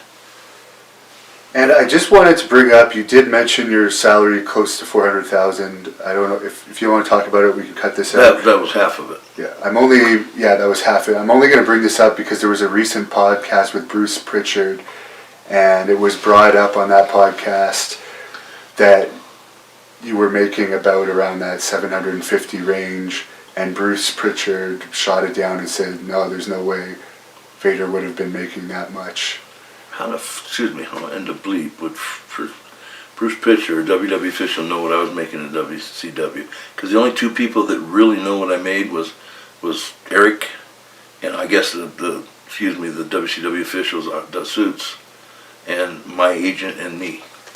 So and without saying the number, everything else was just, you know, Ric Flair. "Oh, come on, Eric, tell me." So Eric shoots out a number to make Rick happy, and Eric's not going to, you know, Eric was under contract. I mean, he had signed my contract, and it said, you know, confidentiality. We had a confidentiality clause. I didn't want no one to know. So, I mean, Flair, I mean, I'm not trying to badmouth Flair, but someone, you know, like, hey, heard something and says something, so. So basically, due to that pay cut reason, that's when you started talking to WWE? Well, the fine. Oh, the fine, I didn't want to take the fine. Yeah. You know, they said, you know, you take the 6-month suspension and this fine, and you can come back. And you know what? And I said to come back with my full contract. In other words, he said, yeah, I'll do that for you. And then in other words, the 6 months work wasn't going to be deducted, which was very fair on Eric's part. And see, that didn't stick in my mind that I'd come back even after just after 6 months. You know, things would have been, I could have been in great shape, lost some weight, got tan, you know, then came back and made a real run out of it. So what made you make the big jump finally? Well, I got a settlement, you know. So we settled out on my contract, which was substantial because there was like, I don't know, six years left. But, you know, if you multiply those 6 years of what I would have made, you know, so it was a bad mistake on my part. But what, I don't know. I think pride. And, you know, pride and business don't work. So that was a big, big mistake. Before we move on from WCW, Dusty Rhodes was a booker for a lot of the time you were in WCW. What were your thoughts on him as a booker? Best, man. I mean, he made Vader. The first day, he just said, Leon, we're going to put you and Sting together and we're going to light this house on fire, because before that they didn't have anything. They didn't have a thing. And then Sting and I caught fire, and then another two caught fire, and then the tag team caught fire, and then suddenly the company was on fire. So it's like, you know, the term business creates business, and that's what this was, you know. Sting and I was creating other things because people say, hey, they're doing it, you know, it's just contagious, you know.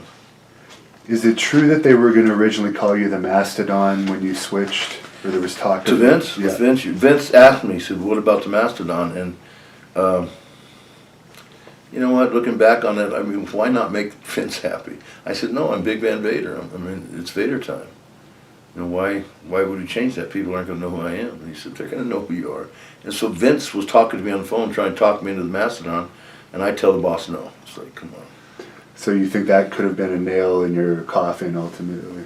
Well, it was like I was so sure of myself, and you know, and I was going in against Yokozuna, and here's this big 600-pound Samoan, and you know, I guess we had pretty good matches. It was just pretty much a slugfest. We stood there and slugged each other because, you know, he just, after a while, he couldn't move, you know. Do you think they should have brought you in more with jobbers to kind of build you in WWE more, rather than throw you in with a huge guy that's actually even heavier than you right away?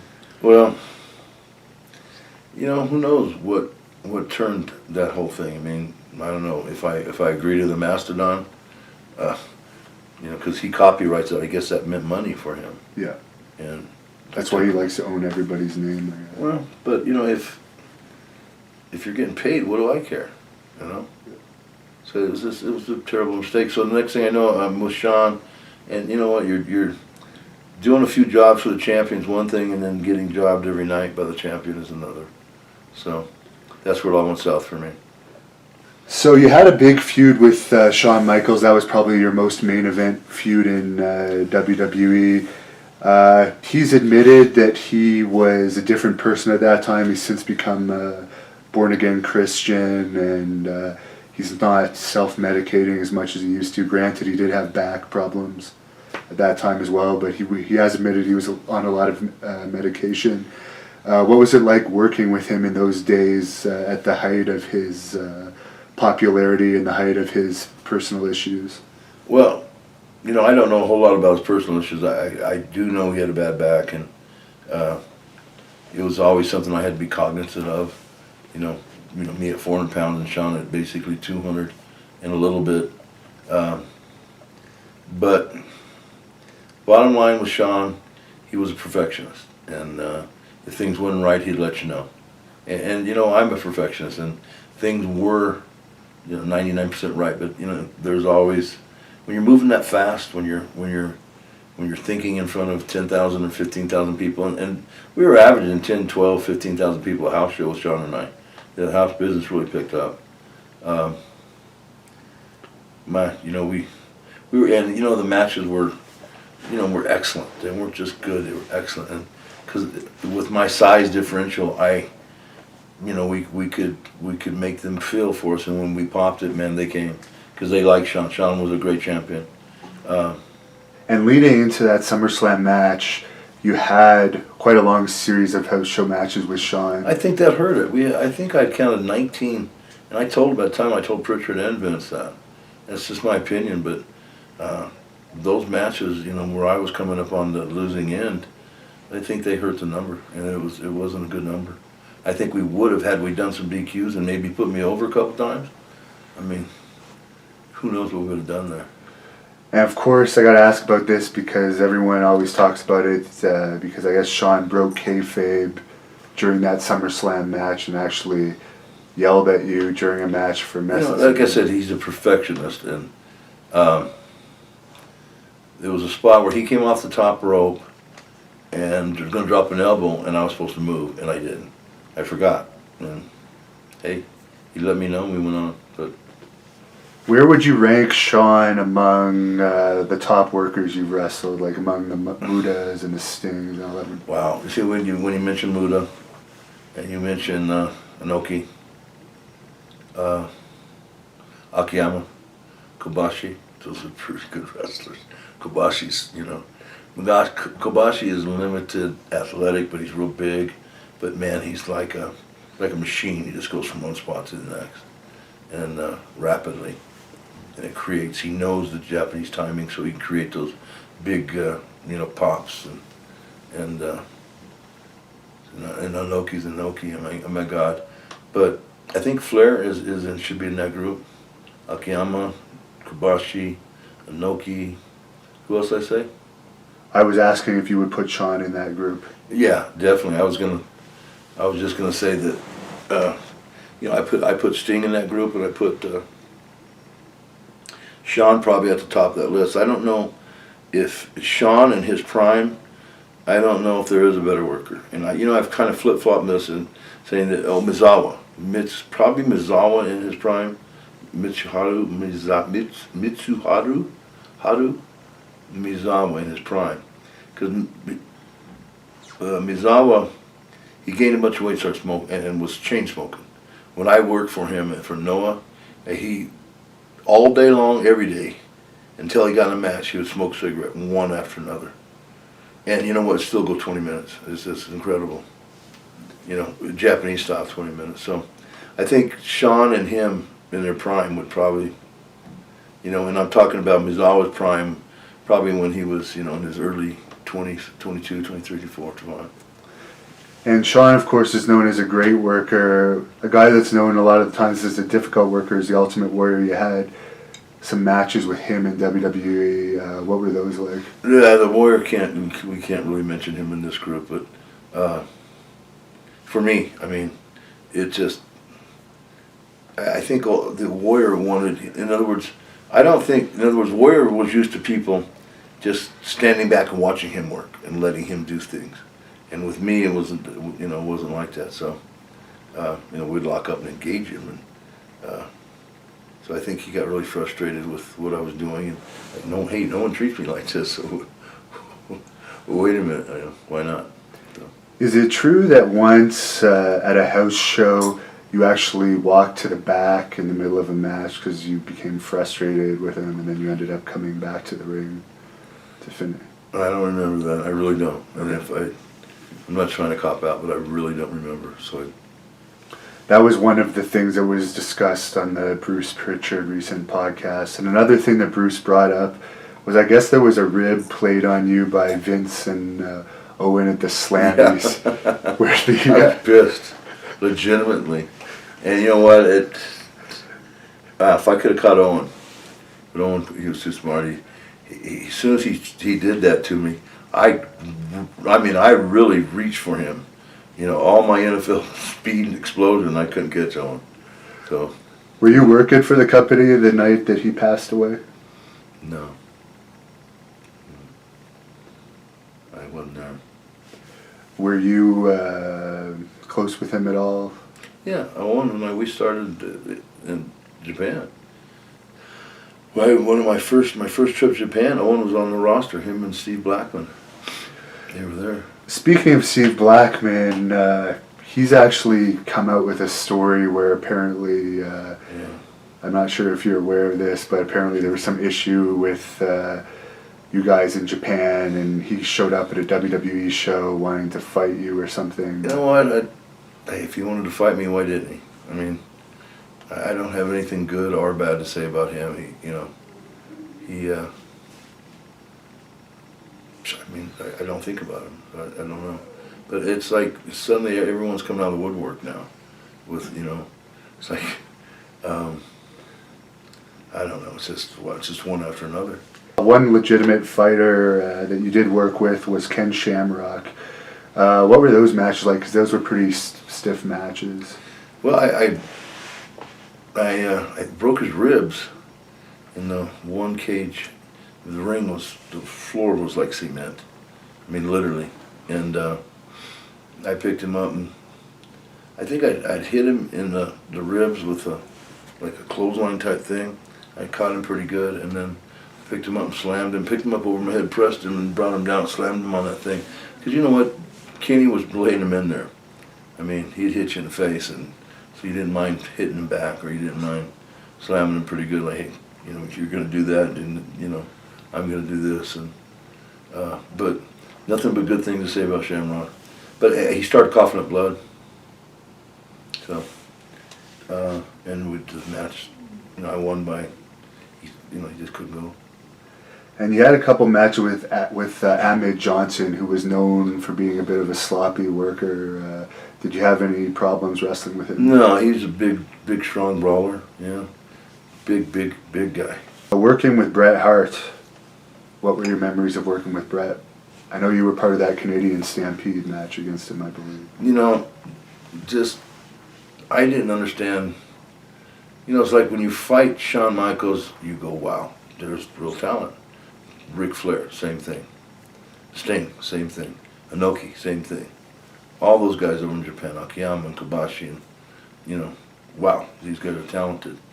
And then I didn't see it. Brett was like, he's a pretty average worker. He just, I mean, I'm not saying he's not capable of a great match, but it would have to be his style. That ground game where he's switching, and another wrestler, in other words, switch from hold to hold. But he couldn't adapt and get out of that style, Was Bret Hart ever over really well in Japan? I know he spent some time there. I don't remember it. You see that? I'm going to put myself over, but I mean, I don't know. Hogan got over in Japan, right? Right. I got over in Japan. Stan Hansen got over in Japan. I mean, I think Shawn Michaels, being as small as he would have had a little more trouble, because they would have peppered his ass. He would have really had to fight, but he would have got over. Flair would have gotten Flair. Well, even Flair, did he really get over like Stan Hansen or? He wasn't on the level of those, but he fought top guys, I guess. Yeah, but was he over like that of Stan Hansen? I don't live in Japan, but I wouldn't say he's considered one of the guys on your level. level. I mean, he got over. I mean, but I understand what you're saying. But it's like, it's I don't know. It's easier said than done, in both places. Did you work with Vince Russo at all in WWE? Yeah, a little bit. Yeah, he's has his own podcast now, right? Yeah. Yeah. I got an email that he wants to interview me. But you never had any issue with him. And I'll just ask you about Bruce Pritchard because of his podcast. He said overall you guys got along well. Yeah, we did. I thought so. And I guess your last match in WWE was against Edge. Do you have any memories of that? Yeah, Edge was a young kid and scared, and I put him over. I beat him up a little bit and put him over, and boy, he had a great career. What led to you leaving the WWE at that point? Yeah, it just, my usefulness. In other words, as long as I was useful and making good money, I stayed. It wasn't the role I necessarily wanted to play, but I felt, I'm with The Undertaker, I'm with Shawn, I'm with... I didn't ask you about The Undertaker. I have to ask you about The Undertaker. Davey Boy, I'm with, so when I was productive, whether it didn't matter whether I was being put over or not, it just mattered if I was part of the plan, And then once I became not part of the plan, I got, pretty much I just asked for my leave and I went back to Japan. It was like 10 days. I left WWE, and I think it was 10 days later I was world champion for Baba. So. And before we just go back into that, what was it like wrestling The Undertaker? He has his own style and his own pace. His pace is a little slower because of the dead man routine, and I think it. You know, he knows how to do it, and it takes a longer match to get to people. You know, where if you work at a little quicker pace, you know, that whole the dead man and I mean, he takes everything's methodical. He takes the choke slam and he puts it over, you know, and then, you know what I'm saying? So, for me, I think things happen a little quicker than that, you know, to build the spot, you know, to build that one where you get that big pop, and then you take it from there. So, he knows what he's doing, though. I'm not suggesting, saying that that's not my style. And you got along with him outside the ring, no problem? Oh, yeah, very much so. He's a great guy. But I think, yeah, I mean, what can you say? He's Undertaker. So you went back to All Japan. As you said, you were champion very quickly. Was it them contacting you as soon as they found out? No, I had something set up. And I had talked to Stan. And Stan said, Baba wants you at this much money. And that as soon as you get here, they're gonna put the belt on you, and then once you give that up, then we're gonna put tag belts with Stan and I, and we had to help. Stan was, you know, getting, he's a little long in the tooth, I mean, but boy, as a tag, talk about a tag partner, what a great partner. Jesus. Is it true if you hadn't gone to WWE that there was interest in making you guys a tag team around that time when you left WCW? Yeah. Japan. Yeah, that was the first. Stan said, you come and we'll be tag champs, and probably is what I should have done, you know. Was Johnny Ace working for All Japan at that point? Yeah. Did you enjoy working with him? Yeah, Johnny was, you know. Yeah, and you know what? The odd thing about it, he said he was going to go back when he got done wrestling. He was going to go back to America and get a job as a executive. And boy, he did. It's like, it's the one guy that I think did it. I mean, that's a tough nut to crack, you know, that. Yeah. And his brother, of course, is Animal. I haven't asked you about the Road Warriors yet. They're, of course, they're on that same level as you in Japan as far as popularity. Oh, absolutely, yeah.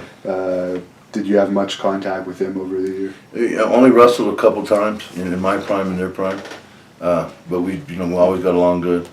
And Animal, I mean, great workers, a great tag team. And you won the Noah tag team titles with Scorpio when you were working in Japan as well. Any thoughts on Scorpio? That's another guy we did an interview with. Scorpio, man, is just what a talent. Jesus, he can do anything. And you know what? A great matchmaker. That's what other than the fact that he can do it in the ring, you know, it's great. But he could create in the locker room, and that was my forte. I could create in the locker room. In fact, when, you know, maybe because of my position, you know, within the company, but pretty much everywhere I went, when I first started out with Inoki, it was after that debut. Inoki was trying to call a match, and I kept, you know, saying, well, what if we did this, and what if we did this, and then so, you know, people always looked to me to call the matches throughout my career, except for maybe Sean, but even with Sean, you know, I was pretty vocal. What would have been the highlight for you of that last run in Japan, the last major run in Japan you had after WWE? Well, I had a couple years with Stan, and then Stan retired, and then Baba died, and Mizawa jumped ships, and he offered me. For people that don't know who Misawa is, do you want to just explain? Mitsuharu Mizawa, he's the Sachu-san, the boss of Noah, and he was, God, a megastar as a babyface heel for Baba, a babyface wrestler. And you also work with Kobashi too, I guess. Kobashi, and Akiyama was real good. Kobashi I probably had my better matches with, but because Akiyama was just, you know, he couldn't. Where Kobashi could was, because I'd test him. I mean, I would really lay it into him, and Kobashi Akiyama would kind of fold with her, you know. There's a story that you apparently roughed up and know a young boy that was the son of one of the mafia guys, and they had a little confrontation with you in an elevator. Is there any truth to that? No. No.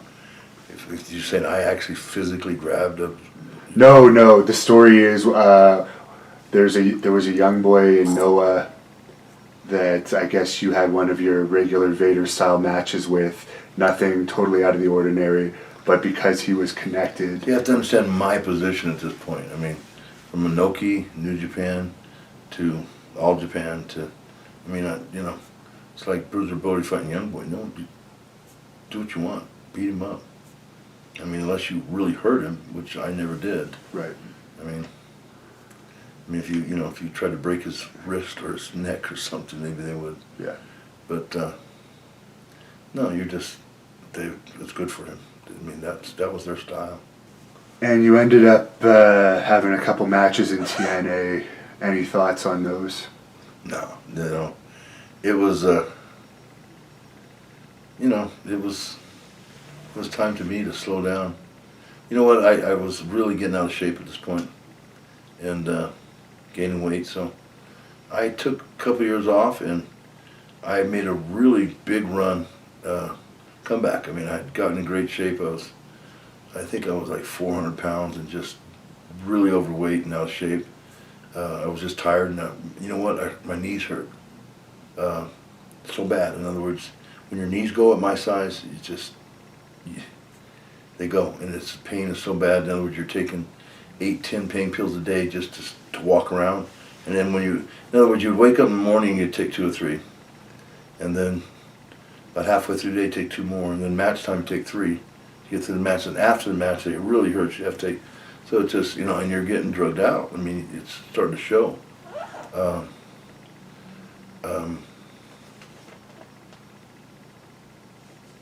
So what I did is I went home. I knew that I just couldn't wrestle anymore with his knees, so I got them replaced. I was living in Denver, and I got a doctor, and I replaced them, and man, it's like, I decided, well, God, someone said, Stan said, Leon, I got new knees, and they're great, and you're going to find out they're great, because that's who I was listening to. Stan's knees went, and when his knees went is when he retired. My knees went, and that's when I retired. You can't do it. You cannot stand the pain. I fought it for a long time. I was getting extra pain pills. Said 1 more year, and I can have enough money where I can really be comfortable for a while and take care of my knees. But so I got the knees done, and lost some weight, got down to 350, and had a real good run in the independent market. And you were also a top star in UWF, which was a very shoot-style company in Japan. Is there any reason why you never went into shoot fighting, just you were too old by the time it became popular? Yeah. That's it. See, when I was of a mind to do it, I said, well, how much money are they making? I mean... You can make more wrestling. Well, a lot more. Not, substantially more. So why would you take a risk having one of these guys, really hurt you or beat you, even worse? Either way, you're hurt, right? And for what? For just a little bit of money. Maybe a third of what you're making in a week. Are you proud of your run in UWF, which was an extremely physical? It's like UWFI. UWFI, sorry. Yeah. Got to get confused with Bill Watson. Yeah, I was the world champion. In other words, out of all those people, I mean, Dan Severn, all those big Americans, Gary Albright, myself, I mean, there was Tinta, and just, the list kept going. And, Albright really wanted to get that first title, and he was vying for it. And so their first, Nobu Takada and I, we went 30 minutes, and 50,000 people outside, outdoor arena in the tennis gardens. We tore it down. So. Do you think that style of wrestling could get over in the States now? Yeah. You'd have to let it go, though. In other words, what I saw, that when I let it go, in other words, really start hitting these guys, You know, not for a knockout, but letting it go. Yeah. You know, clubs. You know, when you hit a guy here, you're not gonna knock him out. You come with a club here, you're not gonna knock him out, but letting it go. You'll feel it, and you're not going to cause any serious damage. But you're going to knock it's like the piss out. Tackle. And you could tell the crowd intensity came. But if you got a shooter working a shoot that's, you know, holding back his punches, then it's actually worse than a worked wrestling match. Now on the opposite end here now, I see it, it's happening in Japan in some companies. There's people doing this dick grabbing stuff, and there's people wrestling invisible wrestlers. Doesn't make you sick? It's like, yeah. How? I saw a picture in a Japanese magazine. This guy was on his knees selling, and he had a hold of this guy's nuts. It's like, where's that? How did that occur? I mean, I don't understand the style. What is it? It's disgusting. You can't even really defend wrestling now if someone says, look what happens in pro wrestling. How can you defend that? You can't defend that, but oh my God, I saw that and I thought it was a joke. I thought it was There's lots of copycats of that now. I know you probably don't follow it as much as I do because I'm younger, but yeah, it's unfortunate. And I understand that you were a high school football coach again at one point. Is that true? Not again, but you went back to coaching football. That's on the internet anyways. Yeah, at a college, at a junior college, yeah. What were your intentions with that? Just, you know what, see if they'd get hired, you know. I wanted to be the defensive coordinator, and you know what, it would have been a huge cut in pay, and you know. But you get paid the whole year, and you only work, you know, 2 or 3 months. I know you follow MMA a little bit. Did you happen to see CM Punk's MMA match recently? No, I didn't. And you know what? I'm not going to beat up on Punk, and I wish him all the best. I think he's courageous, you know, for trying, because I don't think he has the tools, the physicality to be a shoot fighter, and yet he's trying, and you know, I don't know if he's getting paid. Apparently, he made $500,000 for that one. That one match? Well, yeah. Shit. I mean, he wants to have another one. He's trying to get another one. I don't see him. I mean, other than having one match every 3 years, I don't see him having a very long career. Did you see him in that picture, in the recent photo? He looked anemic. Skinny neck, skinny arms. It's like all this time in the gym, and just even a lightweight like him would have developed muscularity.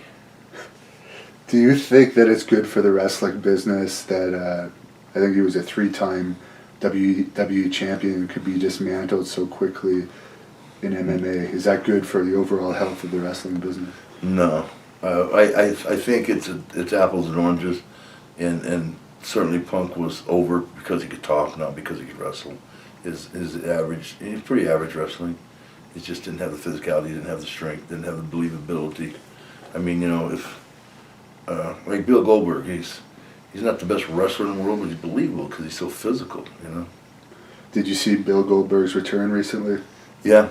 What do you think of Goldberg coming back and being a top guy again? Good for business. I mean, they did a number, right? Brock Lesnar and him, and you know, they'll do another number. That'll be a huge match when they come back. That's business, man. What do you think of Lesnar, since you bring up his name? Brock? Yeah. Shit, he's the real deal, right? I mean, you know, I think Brock come back, beat Goldberg, right? Just my opinion. And then where's Brock go? And man, the monster, he's 6'8", Braun Strowman. Wow, and just power galore. I mean, Brock is so proud. In other words, when you saw Brock fight, Mark Hunt? No, wrestler. Oh, I don't watch it. Samoan Italian. Oh, Roman Reigns. Roman Reigns. Man, he was serious, and he wouldn't let Roman tried to fight back. You would think, well, come on, give him a little bit. He wouldn't. He just kept snuffing him and snuffing him and snuffing him. So, people have compared me in my prime to Brock, and obviously I didn't have the amateur skills. So in other words, if I would have fought Brock, you know, maybe if I could stalemate him standing up, you know, he could always take me down. And you know, when you get tired, a guy that's an amateur, that's got amateur skills, is gonna get over. And then just for sheer size, you know, I mean, I didn't have the height, but I had the same weight, and I had the same strength advantage over. You know, it's like he has no fear. I mean, it's just, and Brock's the only one that could even come close. What do you think of Randy Orton? Good worker, probably one of the best workers on the roster. Yeah, probably the best. Just, I don't think he's ever. I don't know. I don't know why he's, you know. Has he been champion? He has, right? Oh yes, many times. Yeah. I think he may have been the youngest champion ever. Actually. Yeah. And John Cena, I got to ask you about him. You know, it's hard to argue success. I mean, Jesus. God, he's just broke Ric Flair's record. He's making one year he made $25 million. He's doing great. What about the Rock, who's probably one of the biggest stars in Hollywood, if not the biggest now? He's the biggest. He's the biggest box office. Yeah. I don't know. He's doing $50 million a year for the last 5-6 years. So that's tough enough, man. Who would you like to wrestle the most out of today's stars, if you could have a match with one of today's guys? I don't know. In my prime?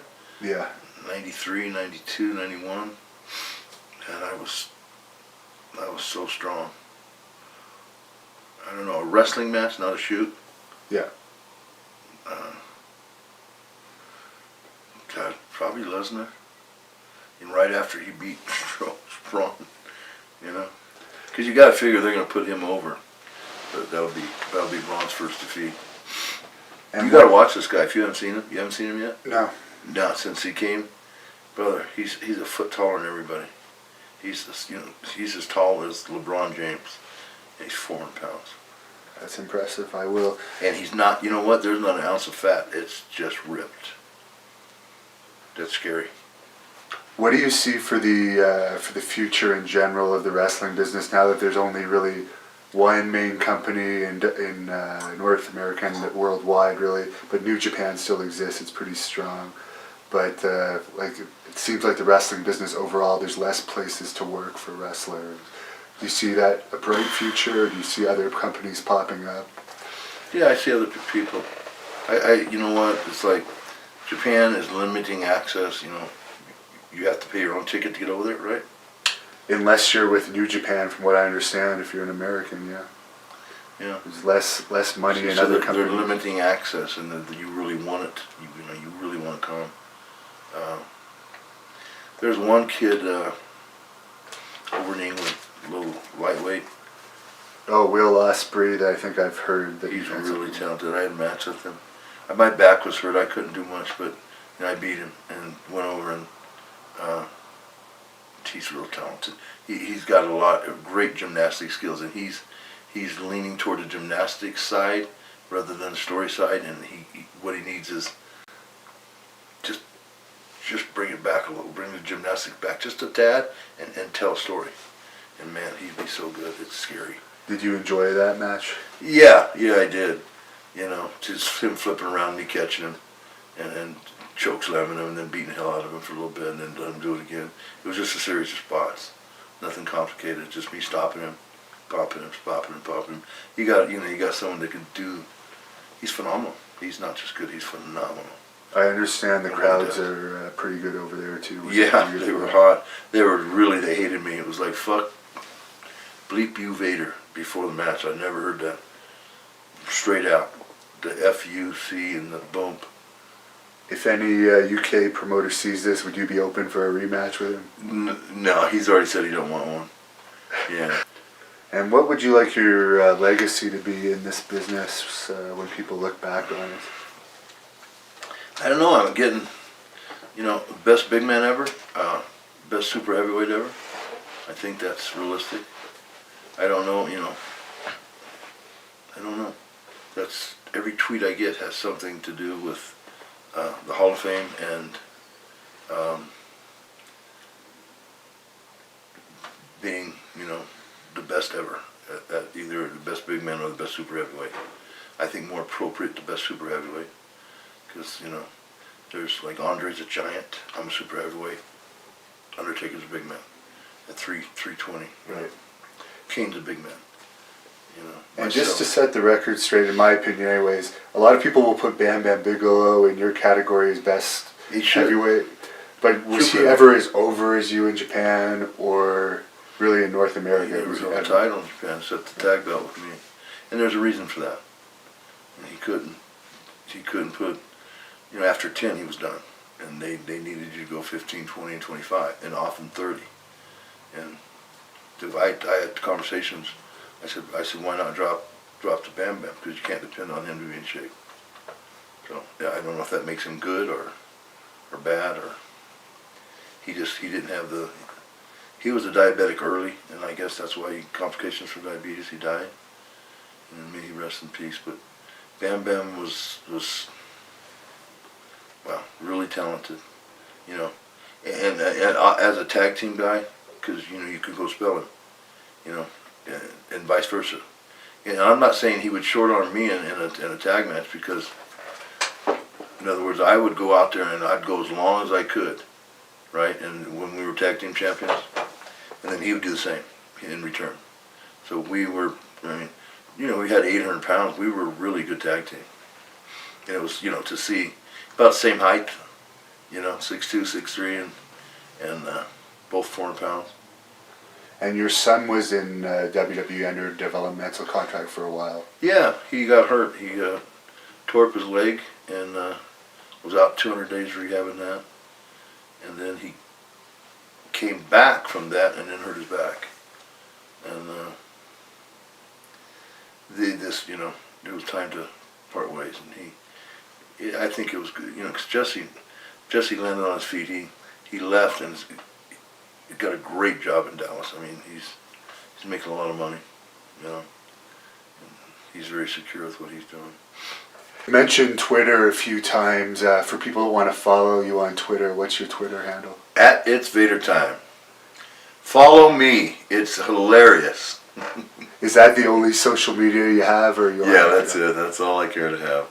I like tweeting though. I enjoy it. It's like I seem to constantly be looking for my phone and want to check if I got a tweet or. Yeah, it's fun. So that's your legitimate one, and it's you answering for anyone that wants to see it. Yeah, if you got a booking, man.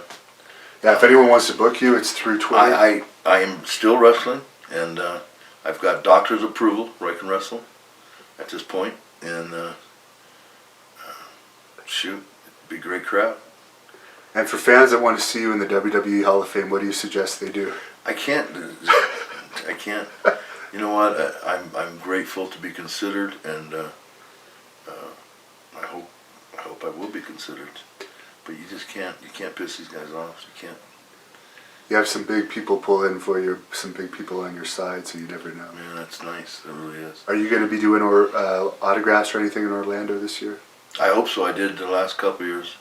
But you never know with this illness. They might, I don't know. It's like, do you think it would be awkward around the other guys to me? If Abdullah the Butcher's showing up to this thing, I'm sure it's not going to be awkward for you to come in. Abdullah the Butcher, he's showing up to the Hall of Fame thing? To the autograph sessions. You're talking about the actual WWE Hall of Fame. Yeah. Oh, I don't know if it'll be awkward for that. I thought you meant like the WrestleCons and stuff like that. Because there's all sorts of autograph things. I'm going to WrestleCon. Oh, you will be at WrestleCon. Yeah. So, you want to go to the Cork and get a steak? Sure. The prime rib? Definitely. We'll split this one. This will be expensive tab. And finally, any message to your fans that are watching this? Yeah, I kind of want to end up this interview. It's like, I don't know. It's kind of a surreal feeling to, be told by a heart specialist that you have 2 years to live, and yet I don't feel as if I'm dying. I feel good. In a lot of ways, I feel better than I did before he told me, and I kind of want to go thank him because I'm taking my vitamins. I've lost weight. I'm riding the bike literally a half hour every day, and that's hard to do for me. It's just mentally you get to 15 minutes and you go, oh, that's enough, right?